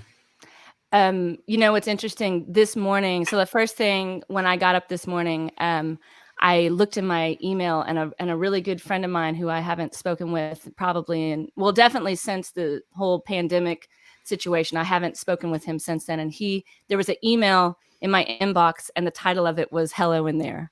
And first thing this morning. So that's interesting. That's some serendipity. But in that email, he said to me, one of the things he said to me, he was like, he said, keep making music, please keep making music. Because sometimes it's hard to know, like, you know, what is the value of my voice in this moment? What do I have to add? What do I have to say? So it's, you know, yeah. Well, So, it's, you know, and it's that comes with that balance of what is the cost of silence, right? You know, not engaging, Right. and sometimes engagement is hard, and engaging civilly is harder than engaging uncivilly. Yeah, that's true. Especially online these days. That's absolutely true. I've been trying to teach social connectivity, you know, essentially in a couple of courses I've taught in. A lot, as Reggie Harris said a few minutes ago, listening, you know, listening. Pause before you click. Right. But then I keep telling people of good heart and good mind not to, you know, a lot of people are just throwing in the towel and just turning off all this stuff. And I think if you turn off, you're missing huge opportunities that we don't even necessarily know exist yet. So I'm glad you wrote that song. Yeah. And, you know, I've just kind of come down on the side of, well, you know, if I don't speak up, if I don't stay engaged, then who's going to fill that vacuum? What voice is going to fill that spot if I don't use mine? Exactly. You know? That's the point I've been making. If we want the whole internet to sound like Donald Trump, that's fine. But I've got to fight the good fight. I'm going to try anyways. So Patrick Jones, you're back with us. I'm hoping you're not having technical problems, but you all good there? Turn off you're muted right now. There we go. Okay. Can you hear me okay? Yeah, you're fine. So you were at a gathering last night? Yes. It came to me. I live on Main Street in the town of Beacon, and well, I heard some commotion outside, and I heard people shouting and chanting, and I came outside, and it was an anti-racist parade right down my street. So I joined in, and very powerful, very powerful. And how are you doing? You're also someone who's got some health challenges, It's a and lot different. we can't forget the pause and click. We can't forget. I'm going to do just a short song because I've heard so many wonderful things today. I'm going to start it off with a Cherokee friendship song, a song for peace. And I'll do a quick little thing from somebody that I had the grace to work with, a guy named Clarence Burke from a group called the 5 Stair Steps.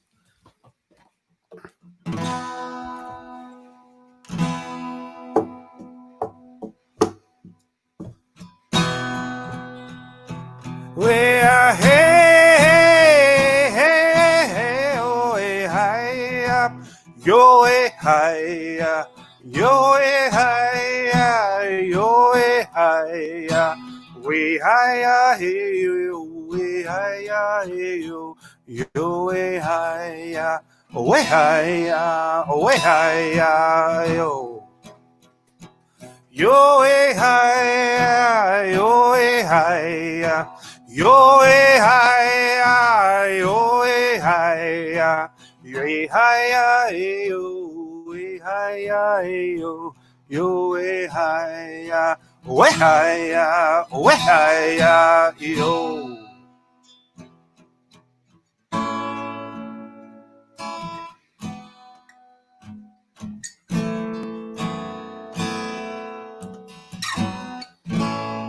Ooh, child, things are gonna get easier. Ooh, child, things will get brighter. Ooh, child, things are gonna get easier. Ooh, child, things will get brighter. That's what I believe. Someday, yeah, we'll walk in the rays of a beautiful sun. Someday when the world is much brighter. Someday, yeah, we'll get it together and we'll get this undone. Someday we'll make the world much brighter. Ooh, child, things are gonna get easier. Ooh, child, things will get brighter. Ooh, child, things are gonna get easier. Ooh, child, things will get brighter. Someday, someday, someday, we'll walk in the rays of a beautiful sun. Yeah, someday, someday, someday when the world is much brighter. Ooh, child, things are gonna get easier. Ooh, child, things will get brighter. Ooh, child, things are gonna get easier. Ooh, child, things will get brighter right now. Right now.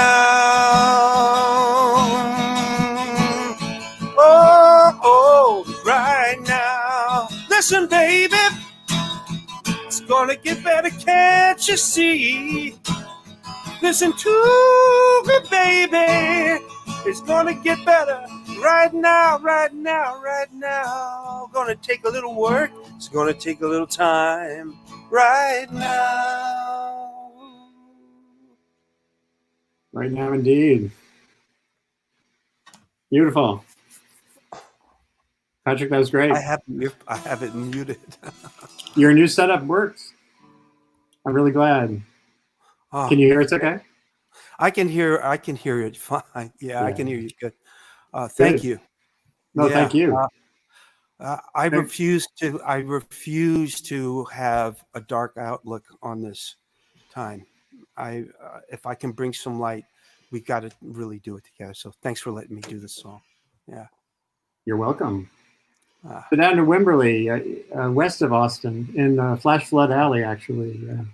Yeah, how are things going, Claudia? Southwest. Yep. Things are okay. Things are okay.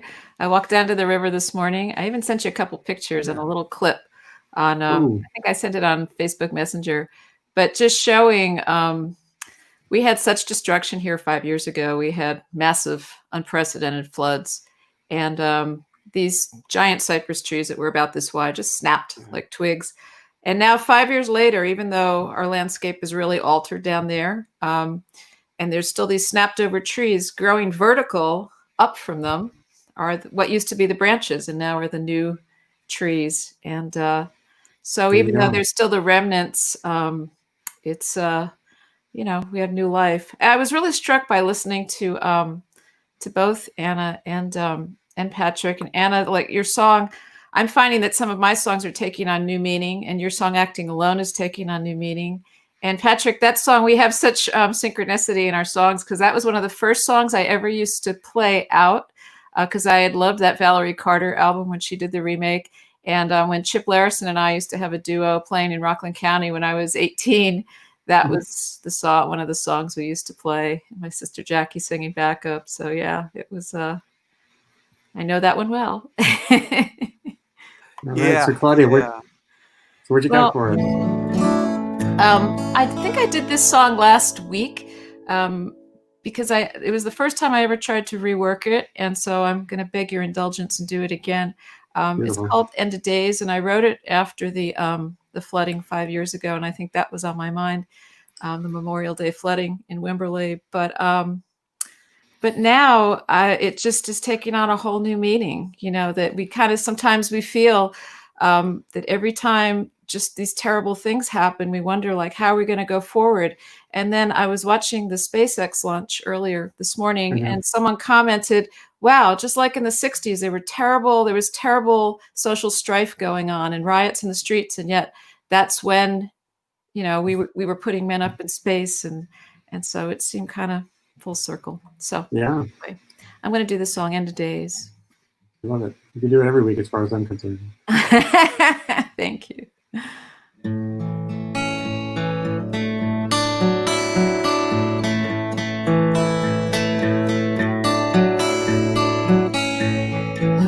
Hurricanes, wildfires, seems like Mother Nature's running wild. Is this our end of days? Is this the end of days? River floods, house is gone, left in mud just to carry on. Is this the end of days? It feels like the end of days. Preacher says, brother, you need religion. Get down on your knees and seek a vision. Wind blowing in like it's Judgment Day. Maybe this world's gonna wash away.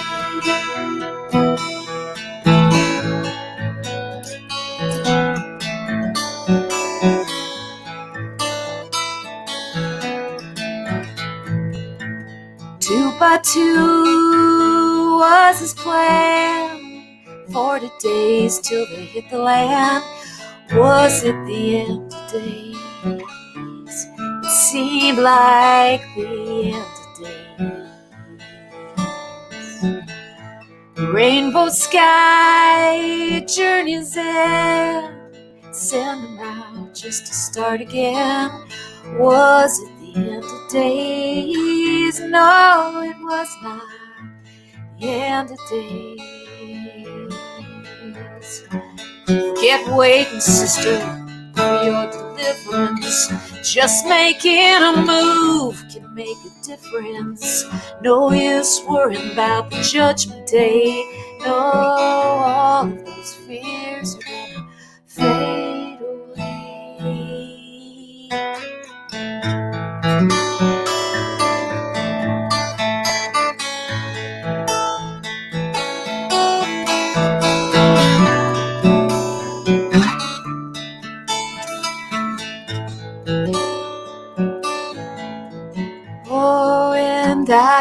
can't wait now. One more minute, I got to live this life and all that's in it. Time keeps ticking to the judgment day. Don't want these years just to waste away. Are we lost, me and you? Where is love? Will we make it through? Is this our end today? Is this our end today? Is this our end of day?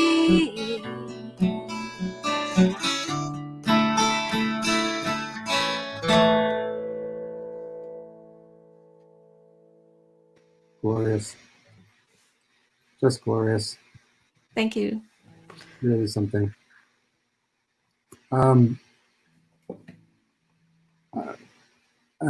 speechless. Anna, do you have another tune you could share before we close things out? We got another 10 minutes. So, I do. And Patrick can do another one. Trying to rearrange myself so I don't whack the microphone and or my piano. So, Claudia, I really like how you've reworked that tune. Thanks, Anna. You Claudia know, and I, entirely we've said different. yeah, we've said this before. I think the last time I was on, that Claudia and I play shows pretty frequently together, and so I know a lot of her songs pretty well. But so I really like it. I'm gonna play a new song of mine. I've been thinking about how lucky I am to have my home. We were talking about my South Austin home here, and it's really like I feel like it's such a safe place to stay here, with my kids. And I'm really fortunate to have that. A lot of people don't have that safety net, that cocoon. So that's where this song came from.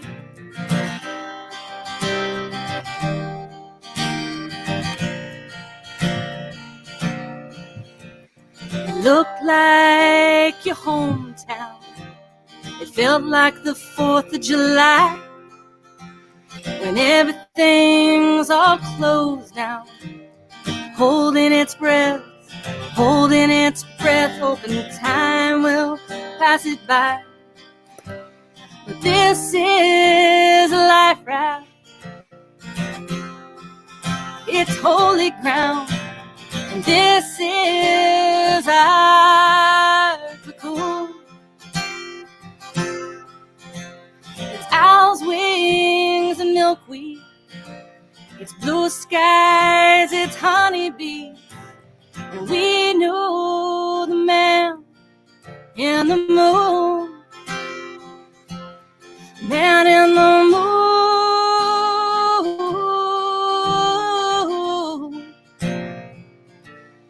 Man in the moon.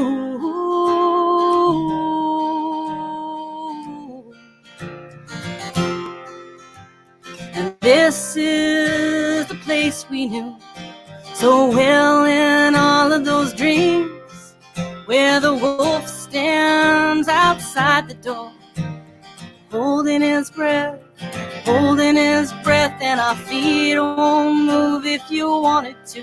But this is life raft, escape hatch, it's holy ground, and this is our cocoon. It's owl's wings and milkweed, it's blue skies, it's honeybees, and we knew the man in the moon. Man in the moon.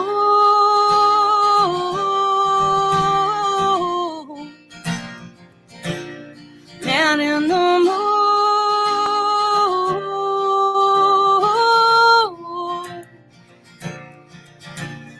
Turn around, running this ship aground. Ashes to ashes, all fall down. Turn around, running this ship aground. Ashes to ashes. And all of the people in all of the streets looking out of their windows, out of their windows.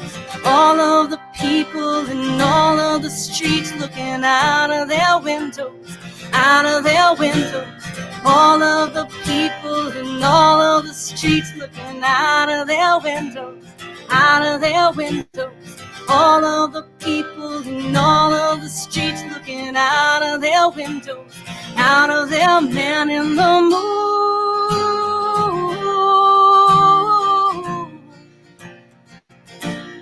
man in the moon,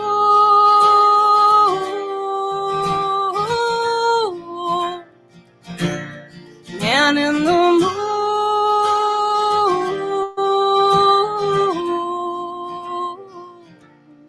Man in the moon.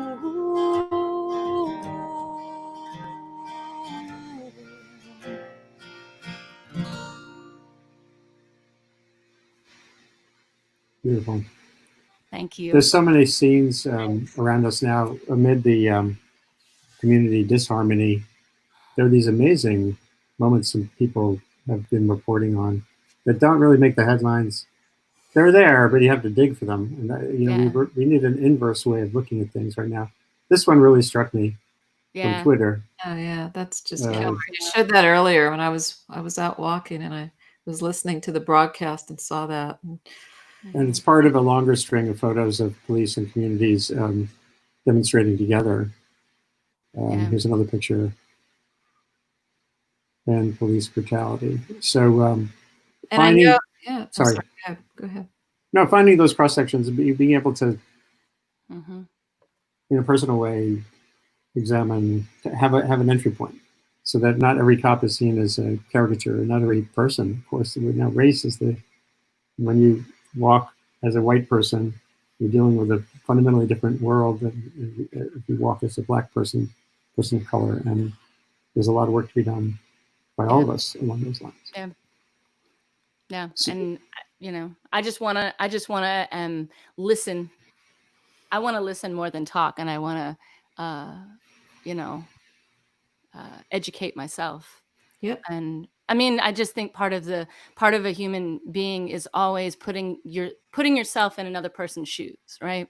Right. And that's what I want to do. Yeah, and I think it's really important for us Caucasians to get past the knee jerk of "I'm not a racist." That really doesn't matter. You're discounting someone else's experience, and you know, when we say into that, it's not about you.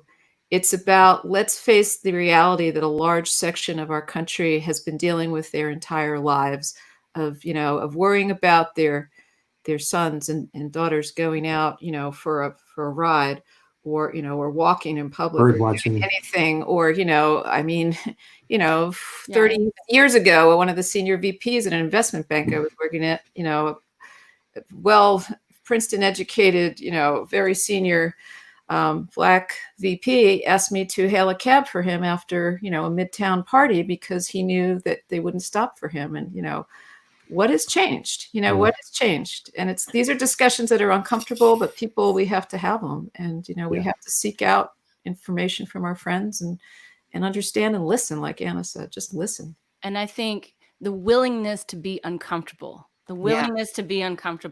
is a really important thing. And I'm not saying that I'm always willing to be uncomfortable, and I'm trying to look inside myself and, examine. I think a lot of personal examination is what's on my agenda, what's on my plate. But yeah, all of us have work to do. So Patrick, can you unmute and maybe offer a final closing short tune? It'd be wonderful.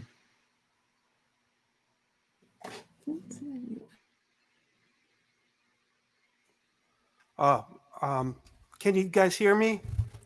Yep. I want to say that what just I heard in the past 3 minutes from Anna and Claudia is one of the most important things I've heard on this show,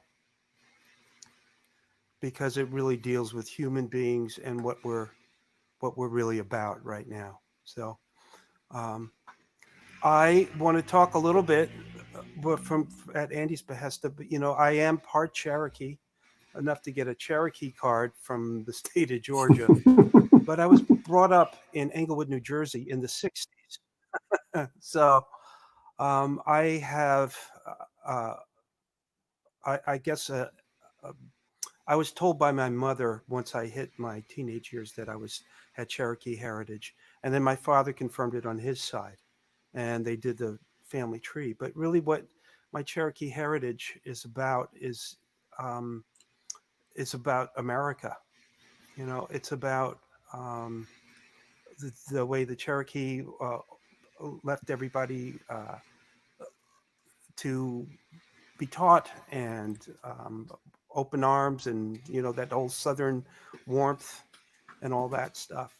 I have Cherokee heritage through the Civil War, and I had a grandmother that was born in 1851 in Morgan County, Kentucky, which is right near the West Virginia border.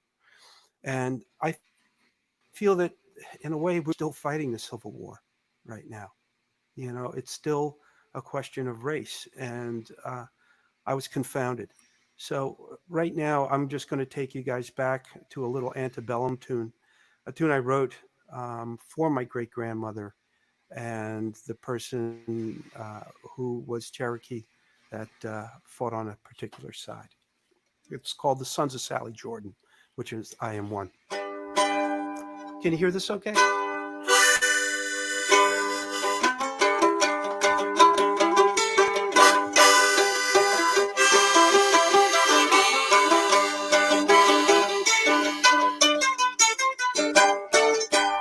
If I had some land, I'd marry Sally Jordan, have me some children, and lose the lonesome road.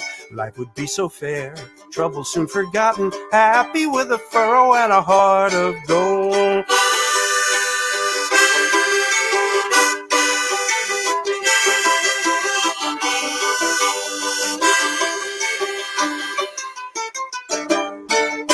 I see her in my mind and it makes me smile. Her eyes are talking to me while she's singing in the choir. Sunday after supper she would hold my hand, walking by the river deep in love and making plans.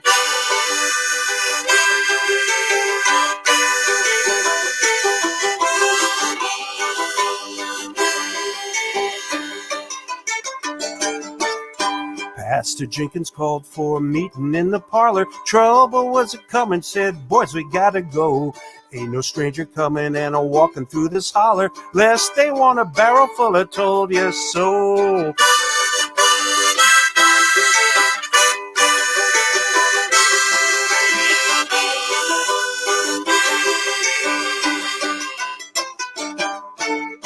Well, Frankie, Case, and Jamie, boy, they laid right down. Pine Cove, me and Willie Run held a high ground. Sitting on them horses in those blues, goddamn. Had my Bible, boy, my boys, I took it like a man.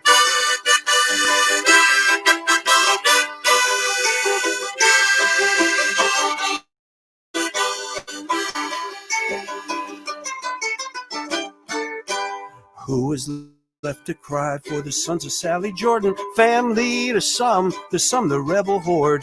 If there is a God, I'd gladly ask a pardon for every man who laid a bullet on their souls. Men will go to war with a righteous fire and leave their mamas crying for their bodies in the mire. Mama, I'ma make it home if I can. She'll be waiting by the door, flowers in her hand.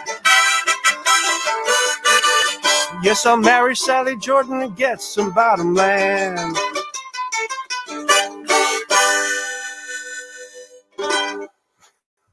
All right. Yay. Thank you. That was just so awesome. And that harmonica, that's one of those big ones. It's got multiple reeds or something. How do you get that? It's almost like the harmonica equivalent of a 12-string guitar. Yeah, it is a gift to me by none other than the wonderful and infamous Danny Einbender. I had all my harmonicas stolen from me, and he gave me his. I didn't know that was Danny's. Oh my gosh. Danny's, yeah. We miss him so much. Oh yeah, we do. Wow. And, so we're pretty much at the end of our show, but luckily a listener, Nidhi Thakur, Nidhi at Keene. Is it Keene University or Keene College? So, it is Kean University. It's written as Kean, but it's pronounced like a candy cane. Okay. So you have to call it Kean Got it. University. And you are, among other things, an economics professor, but you're a poet too. Yes, I am. So I would And love it. thank you so much. No, Yeah, go ahead. I was sorry that we had some technical questions earlier, but I'm glad you could make it here at the end. And if you could offer some, some words that have meaning today would be wonderful. Thank you. And tell us a little bit about what you focus on in your academia too. Okay, so in academia, gender and health and sustainable development. And, so all of these entwine when we talk about climate action and climate change. And earlier in your show today, Genevieve, who was talking about the language of climate change. And I thought that was so interesting because just in April, I was in a conference again organized by the Earth Institute also. And the title of the conference was, transforming curriculum in in the midst of climate breakdown. And I thought that was very interesting, because we've talked enough about climate change. And the moment you call it a change, it becomes like acceptable. People say, you know what, this is just like another acceptable thing. You have to call it a breakdown. Something is amiss, something is not right, right? And this was exactly charting a roadmap. This is exactly where we were. We were talking about climate breakdown, and I was part of this conference. And so the language of climate action is very important, but so is the language of any movement, how we use language is so important.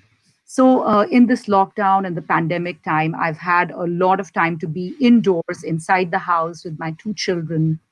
And the biggest focus that has come upon is what do we do inside the house in terms of division of labor? Because there's so much gender associated with the division of labor inside the house.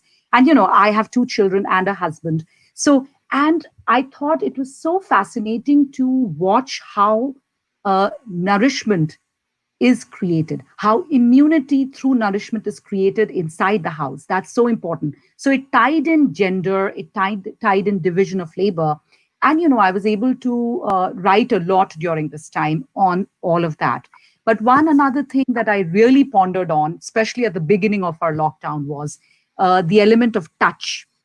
We had come so much into a society where we hugged each other, and the language of your hug told you so much about how we interacted as human beings. And then to be suddenly told we can't do all of that, I really internalized that idea of touch, and I wrote a few things on that. So let me read out those very quickly.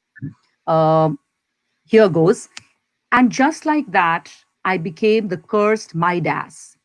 I have it all: the golds, the silvers, the elevators, the keys, the carts, the cash.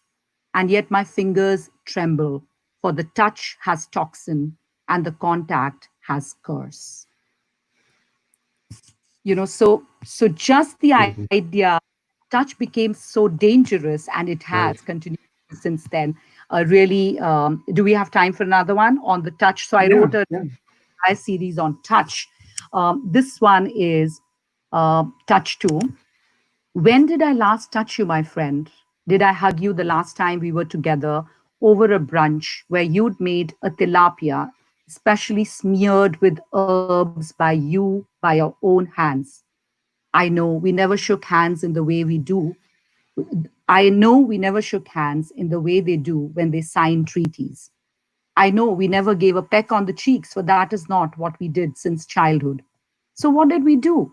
We sipped away time when we held the cups of tea in the room filled with the noon sunlight.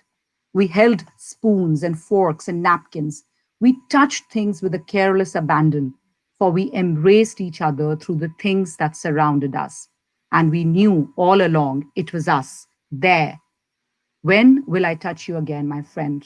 Over a song that touched your lips, a tray full of teacups and sweets between us, that tray touching your sari, that tray's other end touching my jeans, in a way a river touches its banks, in a way that is natural, that is obvious, that is untouched by any fear of guns, gods, or germs.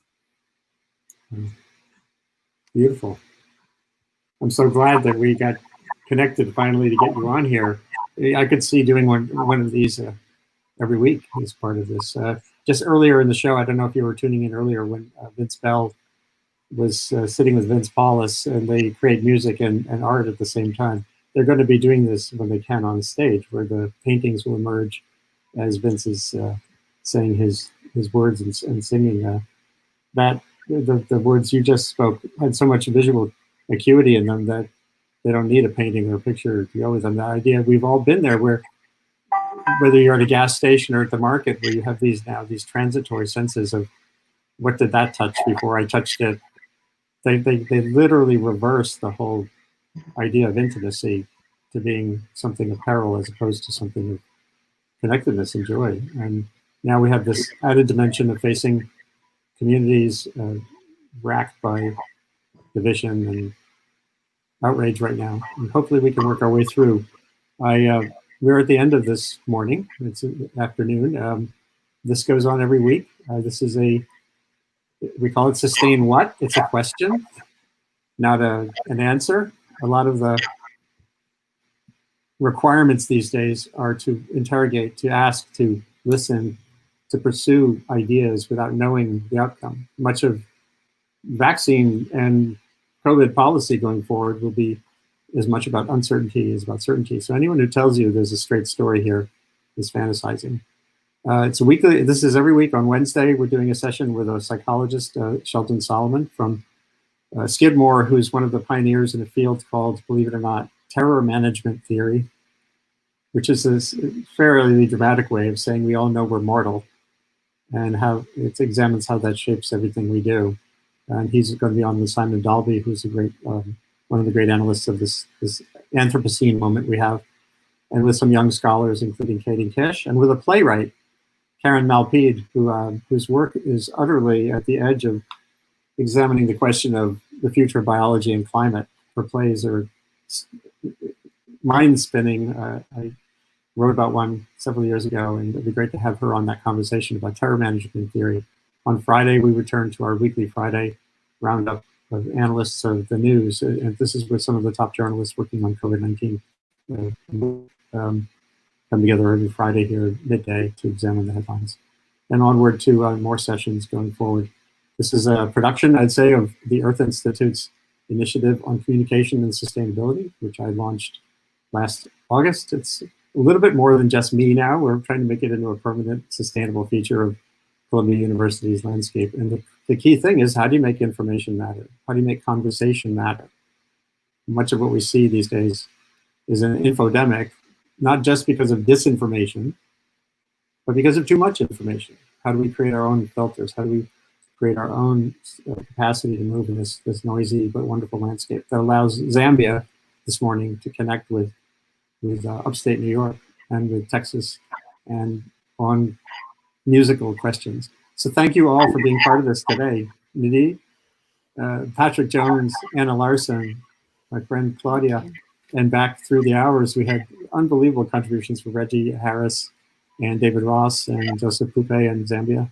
There's one thing, if I want to just play this. Oh, I had it all queued up, and did I? Darn it. I had it here. Oh, wait, it's here. It's hiding. How many of you have too many screens open these days? Everybody. All right, hold on. So I'm going to close things out with Joseph. This is a recorded version of the song. We played it earlier, but it was a little bit problematic. So we're going to close with We Shall Overcome. Thanks, Andy. Thank you. Thank you all for being here. You can hang on a little bit longer, but maximize the screen. Oh, look at that. 1, 2. We shall overcome. We shall overcome. We shall overcome someday.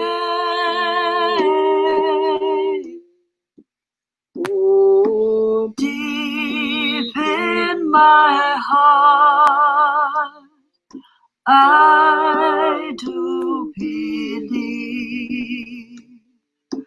we shall overcome someday.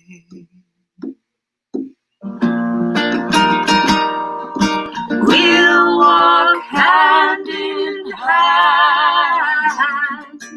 We'll walk hand in hand. We'll walk hand in hand someday.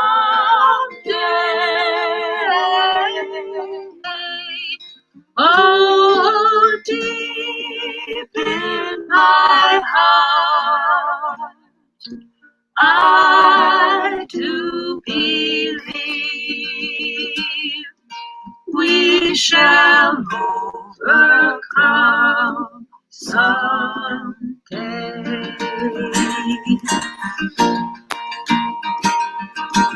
We are not afraid. We are not afraid. We are not afraid today.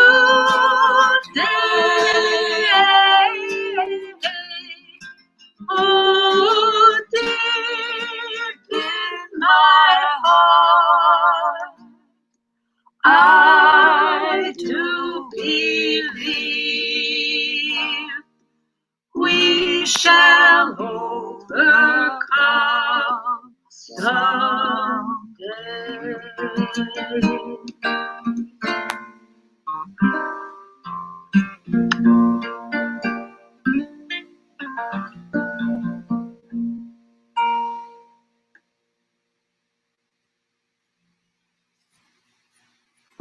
That's a wrap.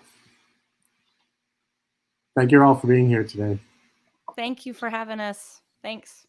And to those Thanks, Andy. Thanks, Sandy. God bless you. Thank you. Thank you. That Do was share great. when you're done. Do share this with friends. And see you next week. Yes. Bye. Okay. Bye-bye. Bye. Nice